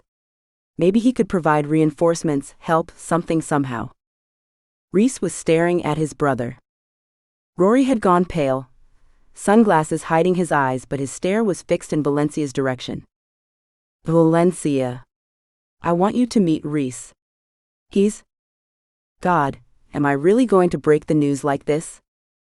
Then again, isn't that more or less what Lézare did? Nothing formal, he simply did what made him happy, and she had to hear it from others. Maybe we're more alike than I thought. She smiled at her mate. Reese? He turned his attention away from Rory and took a step in her direction. I want you to meet my sister. Alexa faced Valencia. Except Valencia wasn't there anymore. She was in her car, and the engine had roared to life. What the hell? She peeled out. What was that all about? Reese asked. I don't have the foggiest. Rory stepped forward. She's your sister? Alexa nodded. Ripping her cell from her pocket, she pressed Valencia's picture. Straight to voicemail. She'd never have pulled this shit if Lézare were here. The front door opened, Maylene stepped out, pausing at the top of the stairs. I thought Valencia was here. She was. Reese put his arm around her. She leaned her head on his shoulder. My family's a hot mess. He placed his lips on her temple, his breath teasing the tiny wisps on her hairline. We should go to New Orleans. Help Lézare look for Evie. Valencia can wait. Though Alexa was beginning to wonder which of her sisters was more dramatic. Epilogue. Alexa nuzzled closer to Reese while he drove. They were headed to the city to search for Evie. New Orleans. She wondered if there was any need. What if Evie and Mason had made up? Okay, that didn't seem likely, not with the sparks that flew between them, though their attraction was undeniable. She tried for the 4th time to get in touch with Valencia. 1 ring. 2 rings. Hello? Oh my God. Valencia picked up. Hey. Alexa tried to keep her tone casual. What happened? I had to go. I remembered something. Are you sure? She didn't want to flat out call her sister a liar, but she'd known her all her life. She could tell when Valencia was lying. Valencia was silent on the other side of the line. Alexa wasn't sure if the road noise she heard was from Valencia's end or the fact she and Reese were in a moving car. Are you coming back to Arceneaux Point? We're heading to New Orleans. She wasn't sure if she should tell Valencia that Evie was missing, since it could be there was no cause for concern anyway. Probably. Later. Then maybe? That's no answer. Alexa bit her tongue. It would be pointless to rant at this stage. She could tell from Valencia's tone she wasn't interested in discussing the matter anymore at the moment.